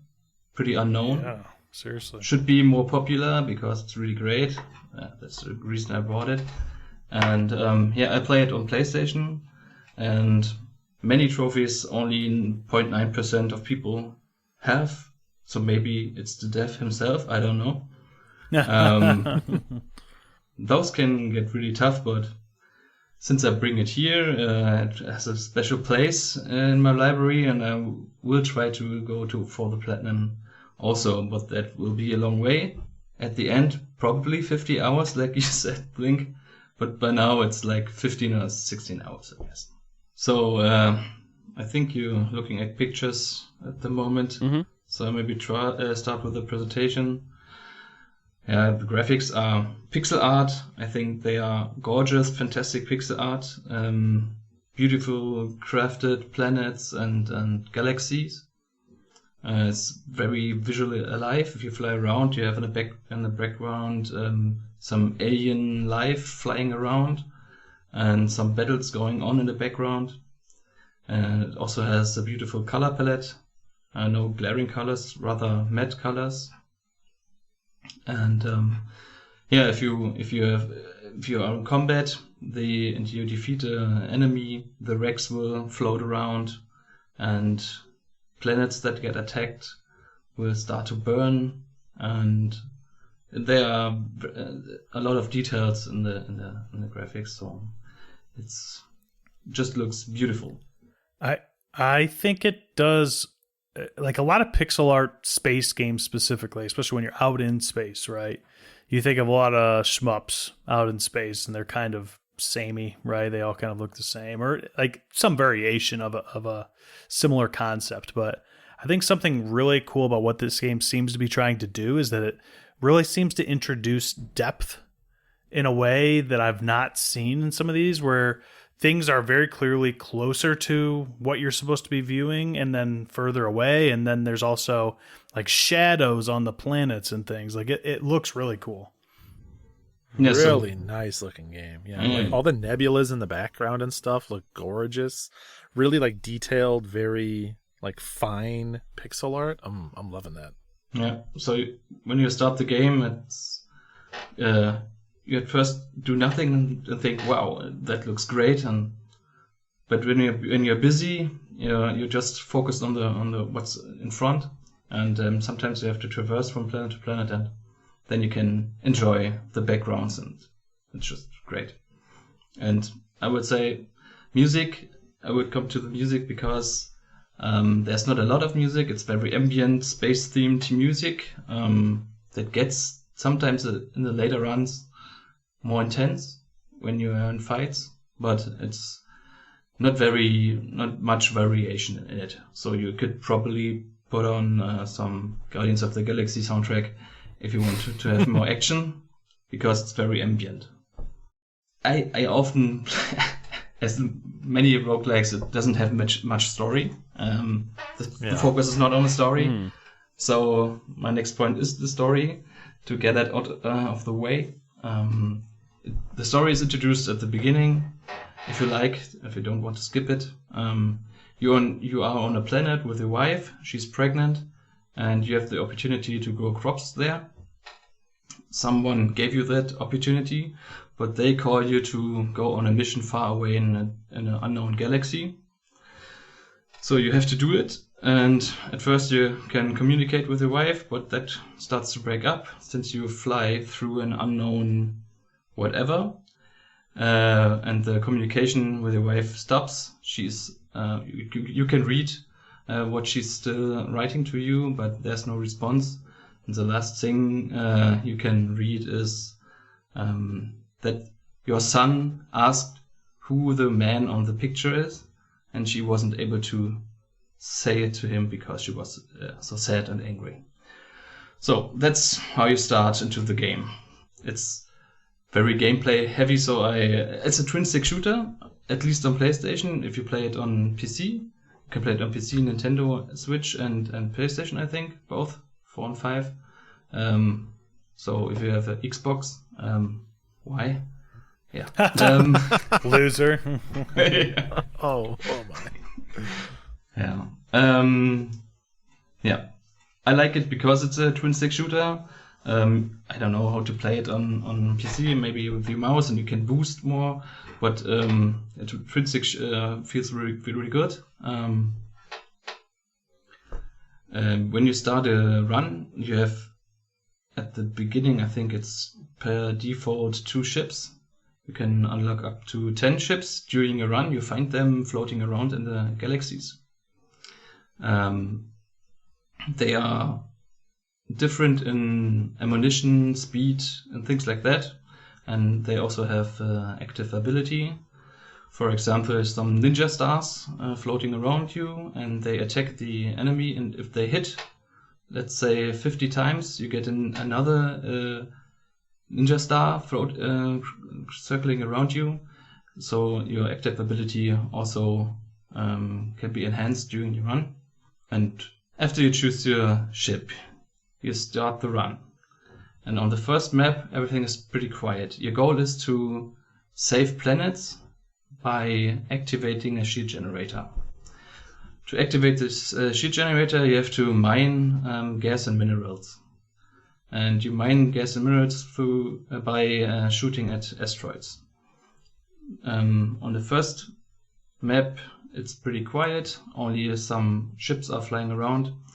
And the one planet you have to save is on the map green highlighted, and the others are gray.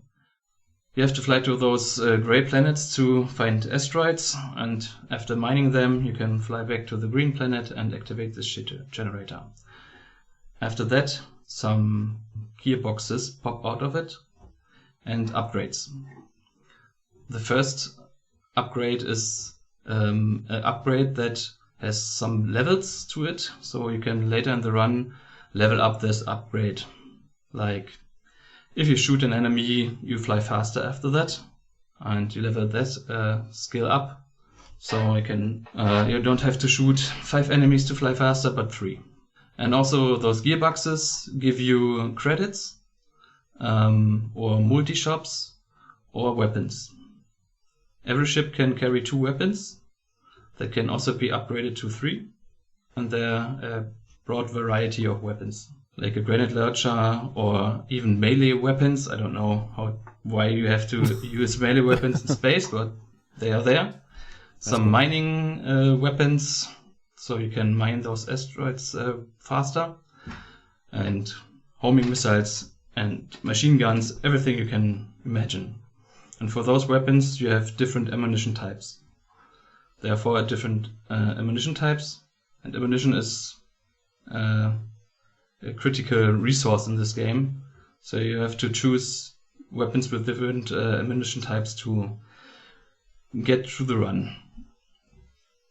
So after you saved this first planet, you can move on to the next region in the first galaxy. In the first galaxy, you have to secure 200 civilians, and you're not allowed to lose more than 100. When you want to move to the next planet or to the next region, you can decide where to go.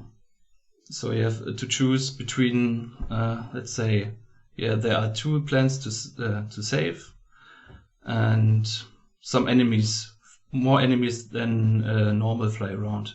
Or you have to save 4 planets with more civilians. You can save more civilians to reach that 200 civilians goal. But you have to save 4 planets.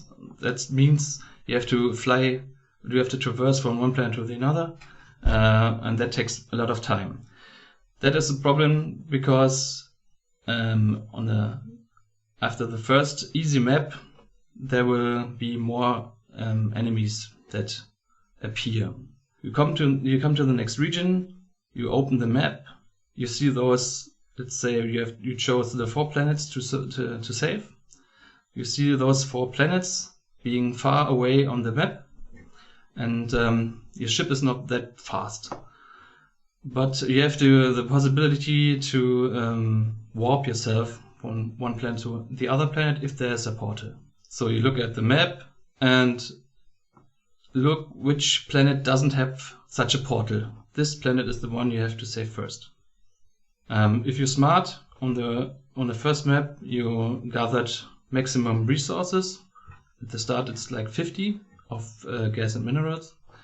And after traversing to the next region, you lose 25 to 35% of that. But you have still enough resources to save the first planet. So you go to one planet that hasn't such a warp portal, save it, and normally that's the moment when the enemies arrive. Some they call Deadeye, some space pirates. I don't think it's aliens because you can also encounter alien life there. That's bigger ships, and those ships send. It looks like the capsule on the IQ logo. You 3 sit there at the campfire, and in the sky is this capsule missile thing. Those fly in direction of the planets that which are inhabited, and you have to shoot those things because if they hit the planet, it starts to burn, and you lose some civilians. And on the first galaxy, it's not that many enemies. Different ships, rather small. Maybe they send out those capsules flying to the planet. Some send out homing missiles following you. Some send out smaller ships that hunt you. So if you defeated them, you can also shoot those wrecks to mine those resources, gas and minerals, and then put them again into those sheet generators. That's the main goal. There are also traders flying around giving you weapons for credits you can gather, or armor or ammunition. They're flying around those planets, so you can trade with them. One important mechanic in the game is those gearboxes coming out of the sheet generators.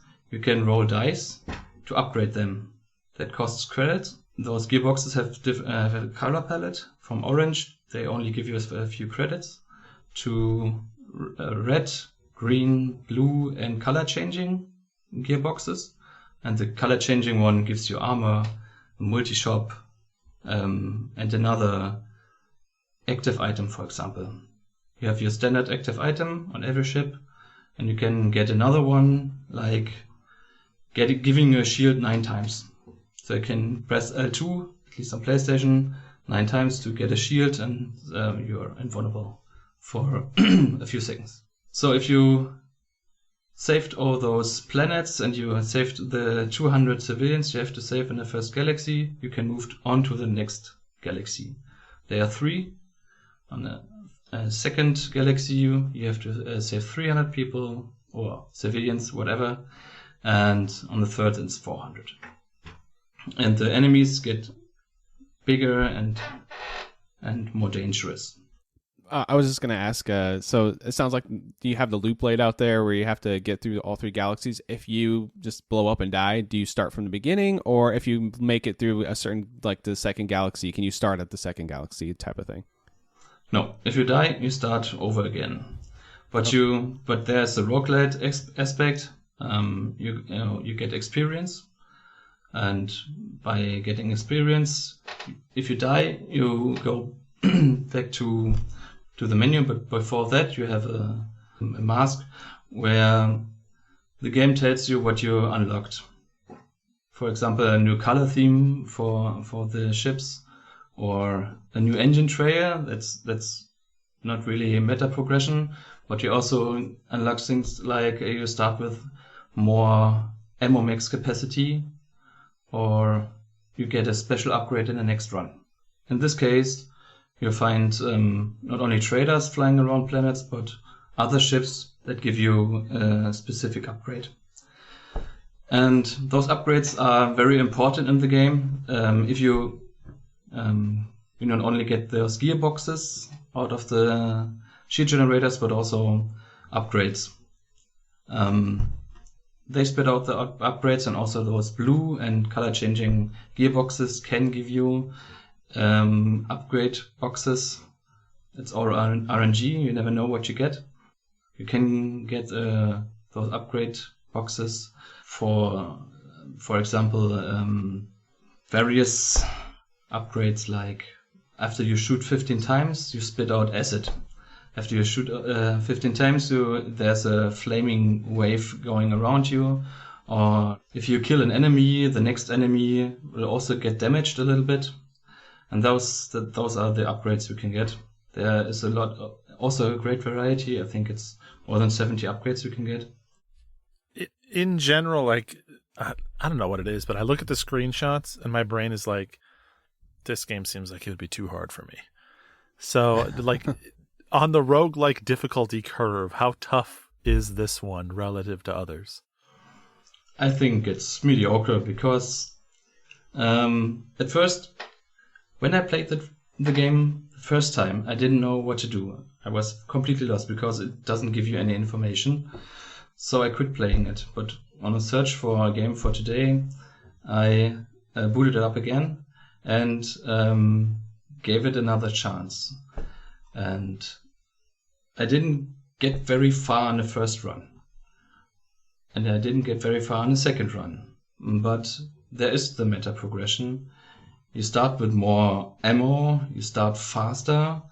What I didn't say, because the UI, that's a part that's not very good in that game, at least on PlayStation, because the UI is very full. You can start with more armor and armor charges. So armor charges are if you're full of armor and you get a heart, you get an armor charge extra, and after 3 you get another armor. And the next time you have to get 4 or 5 armor charges to get additional armor. But through the meta progression, you have more starting armor, you have more starting ammunition, as I said, and more ammo capacity, more starting ammo, and this way it's getting easier. So I got my first win after about 7 hours, I guess. So the average player who doesn't play a lot of roguelikes may take a little bit longer. Or if he's well informed about the game, he's maybe faster. I don't know. I really wanted to try everything out because this game has a lot of secrets. If you open the map, sometimes there's a question mark and you can fly there and you awake some alien thing and it kills you instantly. Now you know. Next run, you find the same thing, or I find the same thing, and I wake it again to kill it, and I die again. And I try it as often as I can to find out what it gives me. So I will do that all the time. If I find something, I want to find out what it is about. Yeah. It's funny that you described it that way, because the way you said it was like, oh, now I know, right? Like, now I know. And I thought you're going to say, like, I know to avoid it the next time. But because you're Mr. Mo, you're like, nope, I'm going to smack my head against that wall every time I see it until it dies and I find out what it gives me. Exactly. I do exactly that, and others don't do it. So you can, I think a successful run takes you about 45 to 55 minutes. And if you uncover this alien thing in a later run, and that's 3 times, you waste 3 hours almost, or 2 hours. That's what I do, but you don't have to do it.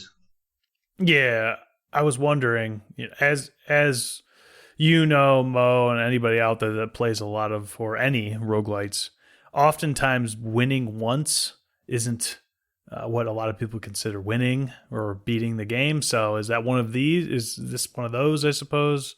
If you beat the run, or if you win a run, do you feel like you beat the game, or does the game ask more of you than that? It asks more. I said it's a roguelite and a roguelike because if you beat it once, you unlocked I don't know how it's called, like Ascension 1. It's not Ascension, it's stage level. I don't know what it's called. Forgot about it. But this first level, I think it's pretty rough, says you mute all progression. So you work hard to get all the meta progression to make runs easier. And the first of, I think, 10 to 12 higher difficulties is you mute all that. So it's just you get no power. No power ups.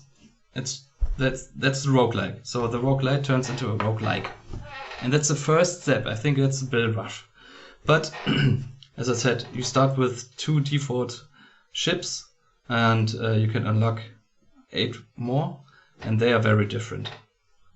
And it's all procedurally generated, so everyone is different. There you can always find new things. I have the UI open at the moment. There's also on the cargo not only credits, minerals and gas, but also batteries, and I still don't know what they are doing. He's finished a run and he's still like, I don't even know what this number means. Yeah, that's the case, yeah. And after those 3 galaxies, you have a end fight. That is the same on stage 0 and stage 1. I mean, stage with ascension or difficulty. Mm-hmm. But maybe that is going to change also, that you get another layer of fight. I mean, there are 8 to 11 more levels of difficulty that I don't know, but I'm keen to find out. So I'm sure the game offers more than enemies take more hits or whatever. I think there's something more to find, because the dev likes those mysterious things that you encounter. Even puzzles, you have to move objects in space to unlock things. You can have. I love stuff like that. I love little secrets hidden kind of in plain sight. Yeah. I'm still nervous, looking at screenshots, but I do actually want to check it out. It does seem really hard. I'm looking on the trophy website that I use to track trophies, and there's tons of trophies that literally nobody has ever unlocked, which I'm like, oh, dang.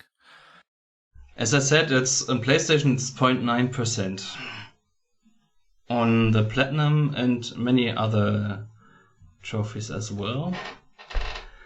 So, yeah, that is really difficult, but as I said, on the fly, during your run, you find those other ships. You can unlock them with a bit of minerals and gas. You can then decide to switch those ships. You can fly with the other ship and continue your run with that. Can make sense if you're down on armor to take a different ship with a lot of armor. And on the UI, in the upper level of the UI, you have all your upgrades listed, and you don't lose them when you switch your ship. So there's no reason not to do it. I unlocked all, and they really feel very different. I like it. I like drones. You can get upgrades with drones, but there's also a ship with an active ability that puts out a drone that shoots alongside with you. And yeah, I also like that it levels up. If it hits 50 times, it gets bigger. If it hits 100 times, it gets bigger. And you also get achievements for all ships, and to get the maximum out of the active ability. Some have shield, block this and that damage to get the maximum. So those are also goals you can have in the game, to get the maximum out of every ship, and you can do that on the basic difficulty. And if you are on level 37 like I am, you don't get any meta progression anymore. It's just engine traits and color themes. And it's absolutely doable to get a win. If you're not stupid like me and try everything out. There also, I forgot to mention that, you can get a virus. And if you get a virus, I think you have to activate 3 sheet generators to get rid of it. But if you don't, and you get hit, you die instantly. 1 shot. Oh, wow. Even though you had 10 armor before. So that happened to me on the... Oh, I don't have to spoil that. But I did now. It happened to me often. Because I didn't understand what happened. Oh, here's a big gearbox. I want to have it. It has malware. Okay, I take it. And then I died and didn't know why. But I've learned that. Don't take malware. Unless you're quite sure that you don't get hit. Because you have a lot of shield upgrades or whatever. Nice. Any other questions, boys, on the game? No, I mean, when I was looking at it and hearing you talk, Mo, about it, it reminds me of almost like a more action driven, like FTL with like the resource management and stuff like that. So FTL is a game I need to get around to as well. Me too. Yeah, because of Into the Breach, because of the same dev, but it's one of those games that's quite daunting, though. You know, I'm a little scared of it. So maybe this will give me a little shove in that direction. So we'll see. Yeah, it reminds me of Into the Breach because you have to save those civilians. You have to get in between the aggressor and the civilians. So that's pretty comparable. Yeah, I also did my first YouTube video with a playthrough of Power of 10. Oh, cool. Oh, so awesome. If you want to check that out, Yeah. It does show a lot of the game. I got this upgrade to 3 weapons, so I got mine and had 2 very different weapons. One was a New Year's Eve weapon, 1 shot, everything exploded, very nice, and 1 heavy weapon, or more precise weapon, and not many, but some secrets, and yeah, short view to the last boss, but not more. So a bit of spoilers, but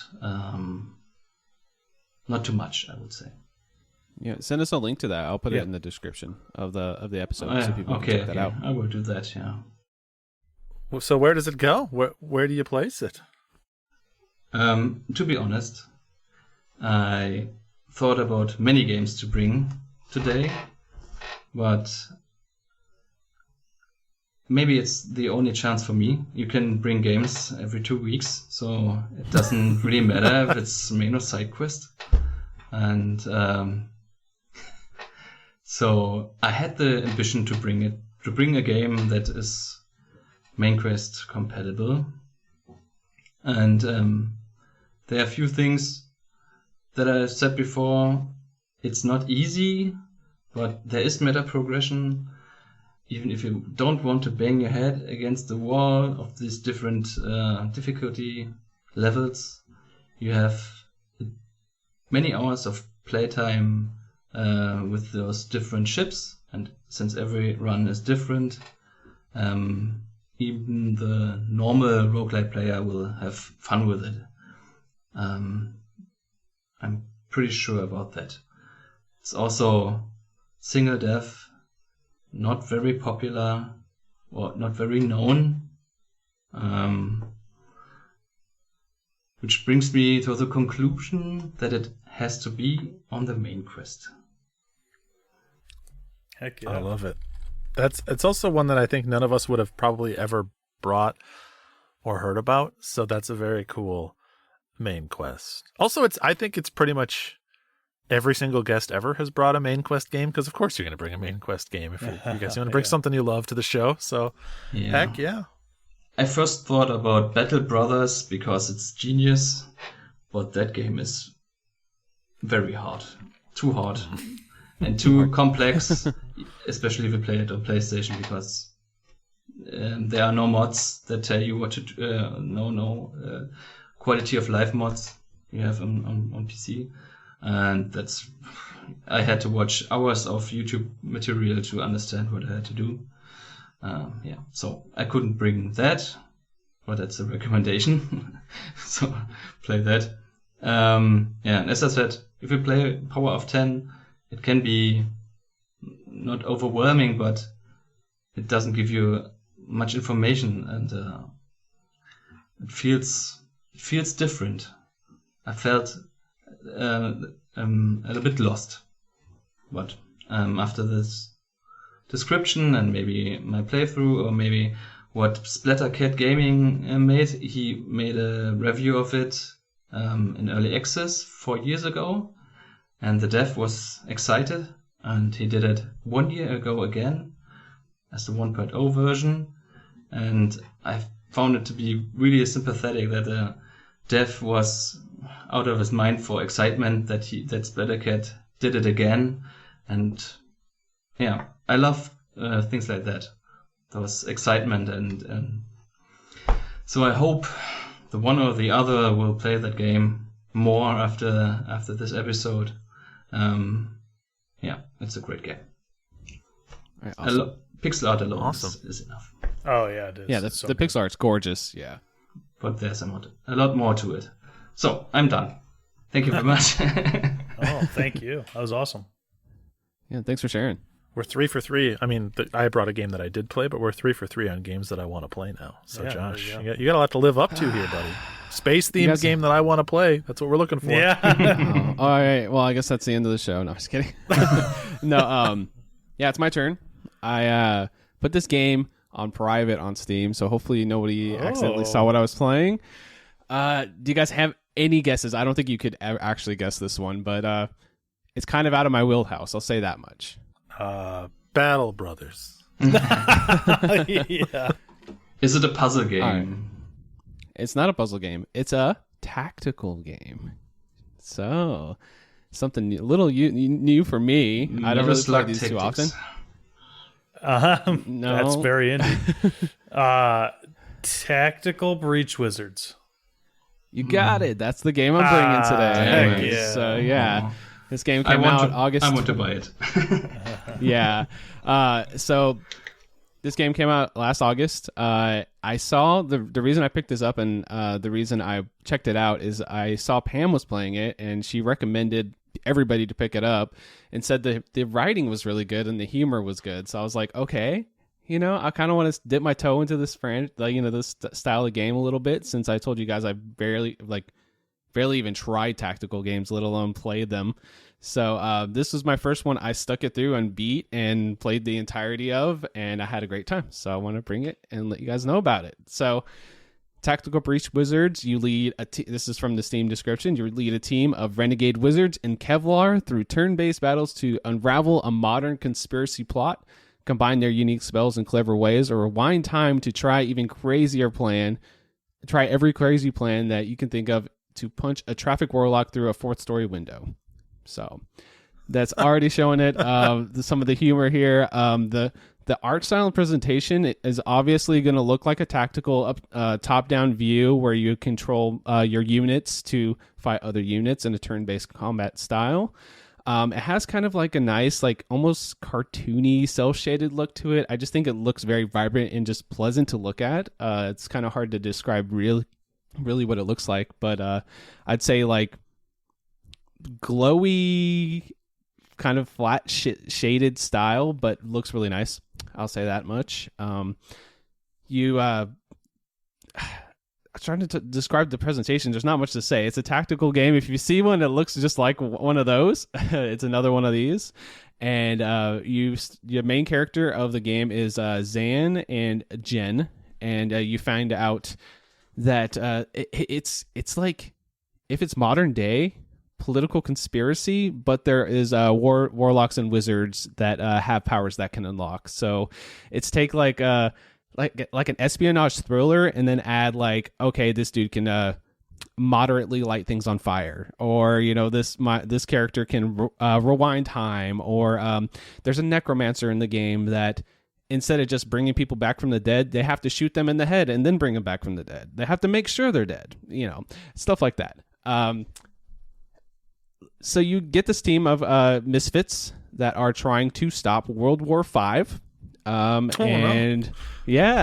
the World War V, everybody's trying to, basically, it's like an arms race for the mana deposits, and you're trying to stop the super government from getting this mana, and that's the ultimate goal. And there's a lot of story that's related to that, and the writing is hilarious. I will say that that traffic cop they have here in the description. His name is Steve, and they go.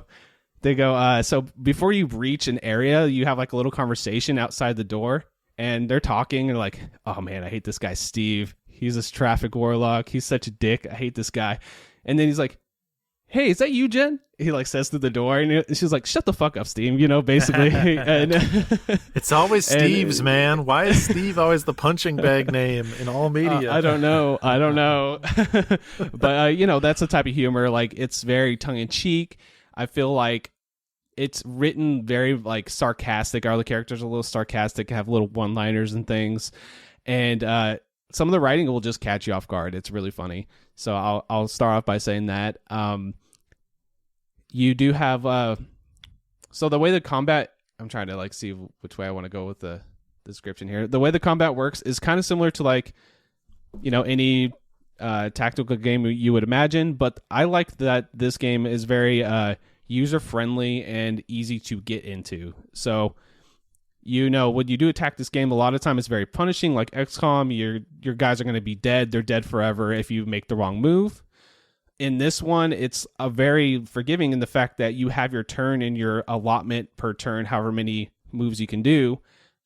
And then you can actually rewind and try again that same turn. And then once you figure out what that turn's going to be, you lock that turn in. And then you usually have 4 or 5 turns per match. So I think that's pretty user-friendly and nice. And it makes it the experience really smooth and doesn't make you stress as much as you're trying to plan out your move set. And then just you can experiment too. So say there's a character that has a beam that he can put out towards somebody, and he'll shoot somebody who crosses that beam. There's another person with a knockback. You can hit the knockback into the beam, shoot the guy, and he'll fly out the window, which is would be awesome. You could chain things together. Yep. That's a little bit into the breach. Lots of that chaining stuff is, a lot of tactics games, like classic tactics games, you can't chain like that. That's something I really like about more modern tactics games. I think that's really cool. Yeah, and I was kind of looking at the Steam description earlier today to kind of see if it had some things to help describe the game. Here it is. It says, what is it not? As always, we don't want you to buy the game if it's not for you. Here are some things that it isn't. It's not a branching story. You do not make choices in your conversation, but you can make choices in conversation, but they don't cause major deviations in the course of the plot. They're more about deciding how you want this character to treat people and how much you want to dig into or push back at what the other person is saying. It says this game is not a roguelike. Every now and then someone will call it that, and we don't know why. Every level is handcrafted. And then next one, it says it's not XCOM. This is a much shorter story-driven experience about a cast of unique characters. There's no base building or equivalent. And it says it's not Into the Breach. This is more forgiving, but the ceiling of how many different things you can do in a turn is higher. So it's not going to be a game where you're just you're beating your head against the wall. It's pretty smooth sailing, and then it's very forgiving. Like I said, if you decide to do a bunch of moves in a turn, you're like, yeah, that didn't go well, you can rewind it.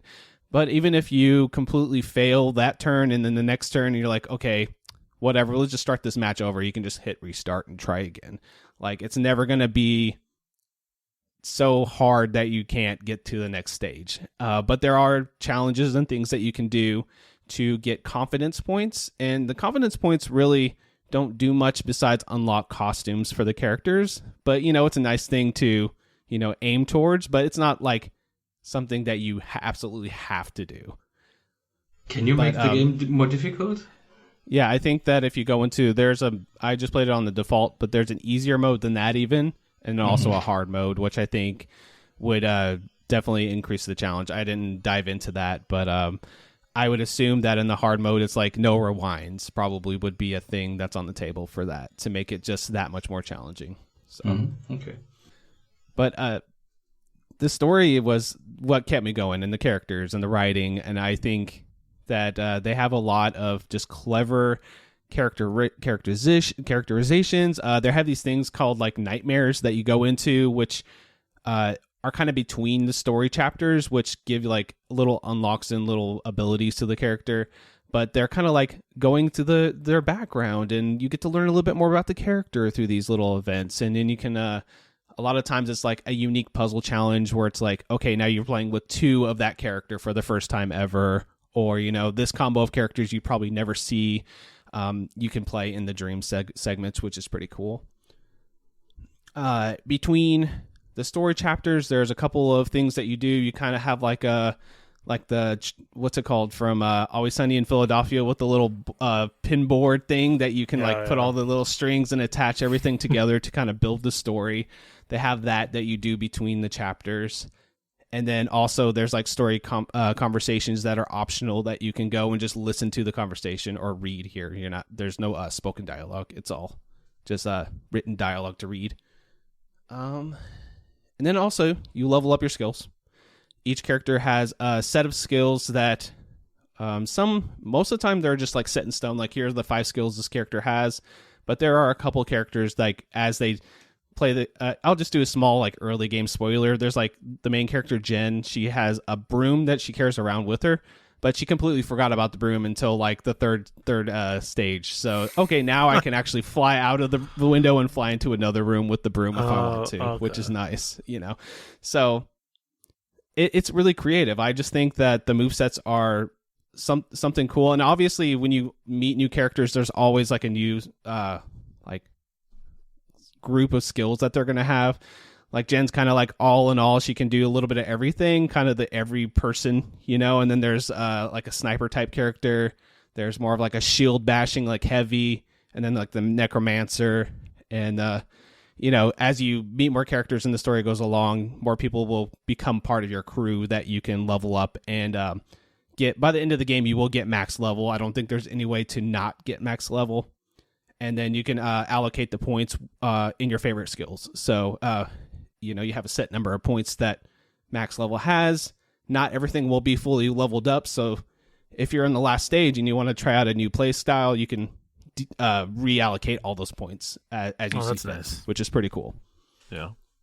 So, yeah, the story's really good. Like I said, multiple times I am just sitting on the couch playing this. I actually played this all on controller, which seems like maybe the hardest way to play it. It's really mouse centered, but the controller controls weren't bad. I made it work for myself.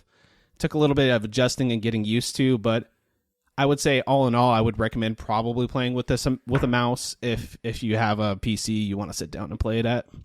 But yeah, it's a menu heavy game, so it's like there are times where I'm like, okay, I'm moving this mouse pointer around with my thumbstick. It's not the most best feeling thing ever. So if I had a mouse, I could just click that thing quicker, just speed up the process a little bit. Yeah. But 9 times out of 10, I'm just drawing a little path with the pointer anyway for the character to walk. So it's not that bad. It's very doable.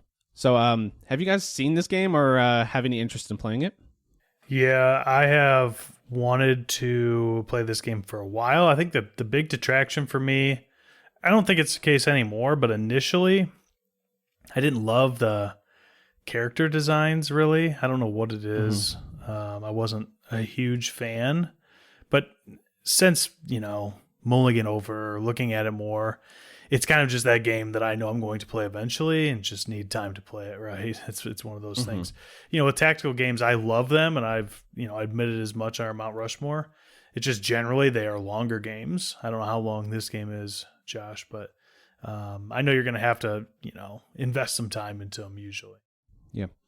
It took me as being a novice, and I didn't do every side element. There's There's more bonus like dream stages. I think there's like 15 of them or something that you can go into. I didn't do every single one of those. It took me about 21 hours, which is, I think that's about right for this type of game. I think if somebody is a little more seasoned at the genre, they could probably get through it in about 15 or 18 hours, somewhere around there, you know? So it was just me like doing dumb things because this, like I said, it's not a genre I'm used to. So I'll just do like dumb moves and, oh yeah, I think that's going to work out, and don't even think twice and like submit my turn. Because like I said, you could rewind and try as many times as you want. But if you submit that turn, that's set in stone now, you know, and you got to start over if you screw up that second turn. So I did a little bit of that just because I'm like, oh yeah, that should be fine, and not really thinking it through. But that's just me not really like grasping the genre as much as most people probably would if they're used to it. So for me, this is like a puzzle game. It's really puzzly. Yeah. It's going to scratch that itch quite a bit. It makes me want to play more in the genre, which is always a good thing too. For like the music, I like the music. There's a lot of it. It's not going to be one you're going to be probably listening to past the game, but there's like, I looked at the soundtrack, there's like 2 hours worth of music, which I was really surprised by that. But it has a good enough variety where when you're in new locales and new areas, you kind of like do like this world spanning quest to save the world, basically. By doing that, you're going to see a lot of different like environments and things, and each area has a very unique sound and feel to it. And I think they did a really good job when it comes to like the way it sounds and everything. But I don't think it's going to be one soundtrack I'm just going to press play and listen to like in my day-to-day. But it really fits the game quite well. So, any questions for the game before I'm not going to quest log it. Maybe I will right away, but any questions so far? So I have it on my wish list since it's on Steam, I think. You said 21 hours, but you could have been faster if I could have. Didn't try out so much. I asked because I would love to play it, but it sounds very easy if you can rewind all the time. I would like to come to the end to try it on the hard mode. Or maybe I wait for a deeper sale and just try it only on hard mode. Because, I don't know, I want to be punished for bad decisions and rewind one time maybe. But all the time...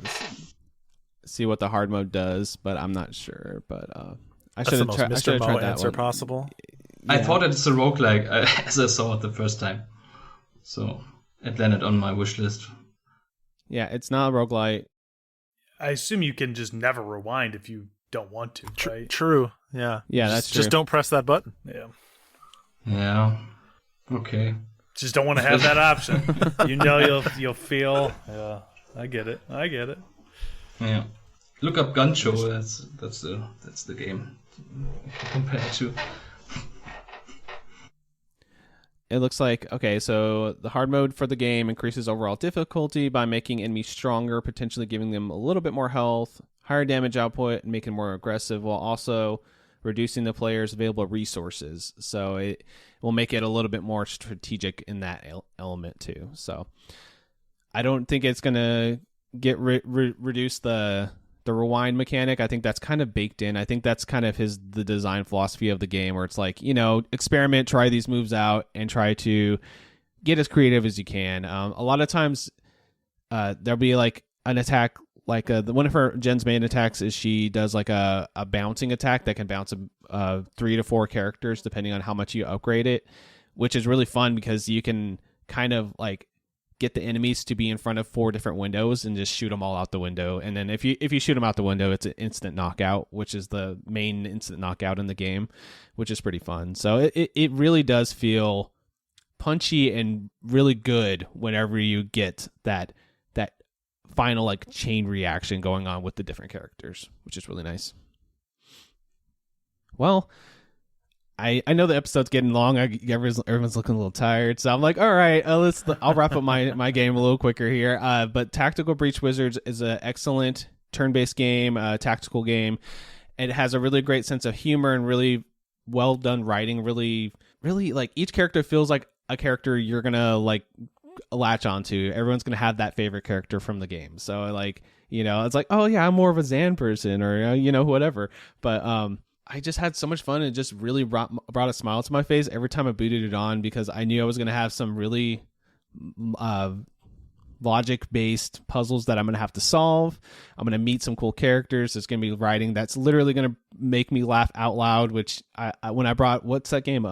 Thank Goodness You're Here, that type of thing, where it's like, there's not many games out there that will actually make you laugh out loud, but this game has so many lines in it that come out of left field that you're not expecting, because it's like a serious situation, and it's just like, here's a funny joke out of nowhere, and it's just going to, just liven up the whole mood of the game.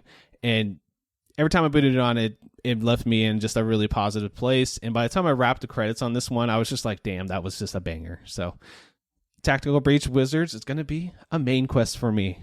And I recommend everybody checking it out. So even if you're like me and you're not really into this genre, I think anybody can have fun with it because of the very forgiving mechanics that it has. My question was going to be, Josh, I figured you'd put it on the main quest, but and it came out like late-ish last year, would this shuffle just throw a grenade in your top whatever indies from last year, do you think? I gotta pull the list up and look now. No, I mean, maybe. I mean, I probably would put it probably ahead of Neva, which is Neva was like, I think 9 or something like that. Yeah. So okay. It would have made a top 10 if I would have made time for it last year, but that's just how it's going to be forever. Yeah. Every year's going to have a million games. You're not going to be able to play them all. And this one was like one of those ones I didn't play because I played another game, but it definitely was on my list, and I finally got around to it, and it kind of blew me away. I thought it was awesome. It's funny, really, really enjoyable to play. It just scratched that puzzle itch that I yearn for. I yearn for the puzzles or whatever. and then had a really good writing that had a lot of fun characterization in it. So definitely a really awesome experience. Nice. You always love when that happens, when it's kind of outside your typical genre, right? You're like nervous to spread yourself in a different direction, and then it works out, and you're like, oh, well, maybe I really like these now. Yeah. All right, so we brought 4 main quests today. Stories from Soul, the Gun Dog, Citizen Sleeper 2. We got, why are you guys shaking your head right now? He side quested it. I put mine on my Oh, did he side quest it? Yeah, he did side quest it. Oh my gosh, he side quested it. I was like, I know I was saying something wrong here. All right. No, Stories you're from, all right. We had 3 main quests and 1 side quest, which was Stories from Soul, Gun Dog. There we go. Citizen Sleeper 2 was a main quest, and then we got Power of 10 as a main quest, and then Tactical Breach Wizard as a main quest with our big beefy episode today. So, Heck yeah. yeah. It was great. Thank you for having me. Oh, Great yeah. time for Thanks me. for coming. Yeah, man. Yeah, All of right. course. Thank you, Mr. Mo, for coming on. We will do plugs, but even before the plugs, you mentioned that you have a YouTube video up for folks that want to check out more of the game. What's the YouTube channel that folks can go find that playthrough on? It's Mr. Mo, or at Mr. Mo 1984. And you have to 1984. type in Power of 10 playthrough, I think, otherwise you won't find me because no one watched it. I think 8 or 10 times watched. Yeah. I just did it. Was the first video. I just clicked record on the PlayStation, and it was the first time I had to play and talk while playing. So, yeah. Enjoy. Heck yeah. Folks want to see more of that game and see someone who's a way better gamer than any of the 3 of us. Go Yeah. check that out at Mr. Mo 1984. I don't think so. On twin stick shooter, I'm pretty good. Yes. Yeah, being Mr. Humble over here, right? Yeah, he's humble too. All right. We did have a campfire chat. I'll read that really fast, then we can get to the plugs. We got someone from Spotify who says, it says Spotify? I'm not sure, but they said, would love to hear your thoughts on Tearaway Unfolded, Hohokum, or Yoku's Island Express. Didn't see them on either log, and they are some of my top games. So any thoughts on those before we plug up today? Tearaway Unfolded is one, I wouldn't call it an indie game. I think it's published by Sony. But in terms of the game itself, I love Tearaway. Tearaway is so freaking good. Phenomenal game, especially played on the Vita. I think that it is best experienced on the Vita with all the like touch controls and touch mechanics and camera and stuff that the Vita has. So huge Tearaway fan, very good pull. And it does have like an indie sensibility about it. So I get why it is lumped in there. It does make sense in some ways. Hoholcom I have not played, and Yoku's Island Express is a certified banger. Yoku's Island Express has been on my I think we all have a handful of games in the back pocket. Like, if things ever really get hairy, I got like these 5 games I played in the last 5 years that I could whip out some notes on and bring to the show. Yoku's is in that list. It could appear. Yeah, Yoku's is sitting in my Steam library, so just waiting for the day when I decide to play. It's good. It, so. Yeah, it's a great game. It's awesome. People should play it. Mo, have you played any of those 3? Yeah, I played Yoko's Island for the XYZ bingo square. Oh, nice. There you go. And it's Metroidvania style, we could say, no? Pinball. Mm-hmm. And at some point I didn't know how to progress, so I put it aside for a few weeks and then got back to it and enjoyed it. But it's not my favorite genre, so. Oh, that's fair. It's nice, it's sweet and funny, and yeah, it was a good time, but I wouldn't replay it. It's too easy for me. From my personal feeling, as it's a side quest. Oh, okay, all right. I guess we'll see. Yeah, but I'm sure a certified banger won't land there. So. All right, well, we're gonna plug ourselves. IndieQuest Pod on Blue Sky. You can find the quest log, IndieQuestPod.com. You can send us emails, IndieQuestPod@gmail.com. All the same thing, just plug and play there. You can reach us and find us. Steve, where can they find you on the interwebs? Twitch and Blue Sky is Blinkoom, Blink-O-O-M. What about you, Seth? You can find me at Captain Drachma on Blue Sky and, of course, in the Polymedia Discord. Best place on the internet. And if you want to get into that Discord, head on over to Patreon, search up Polymedia, and jump into that first tier and come and chat with us and Mr. Mo. Speaking of, where can they find you, Mr. Mo? Also on Blue Sky at Mr. Mo 1984. So if you want a recommendation for roguelikes or you have one, write me. Awesome. You can find me on Blue Sky, Josh Leslie. Not that hard to say, Alex. And you can find the rest of the awesome shows on the network at polymedianetwork.com. You can find some video games, movies, nostalgia, and other things that could tickle your fancy over there. Check it out. We love the network. Well, we do. Mo, you're the guest. Why don't you close out the show with some parting words for our folks today? Wow. That comes surprisingly. Oh, there you go. I had to put you on the spot at least once. You know. Yep, it's only fair. This is the scariest part of the whole episode whenever Josh picks me. I never have anything prepared, and I always fumble the bag. So I'm always sure like, I think it's a running gag at this point that we all kind of stumbled our way through the outro because everybody's already clicked off by now, right? That's true. Yeah, no one sits through the entire plug unless they're like cleaning their bathroom or something, and they're wearing gloves and don't have a hand to turn off the phones or headphones. Yeah. They're trying to elbow it, and they just keep missing. Now you gave them some time to do it, so yeah.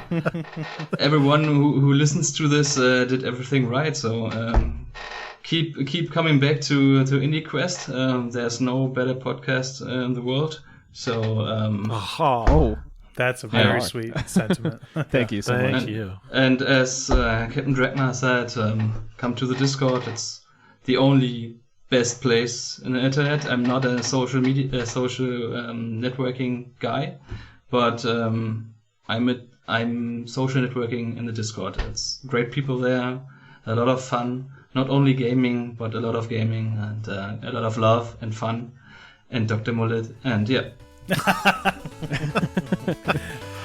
All right. Thanks everyone. Nice. Peace.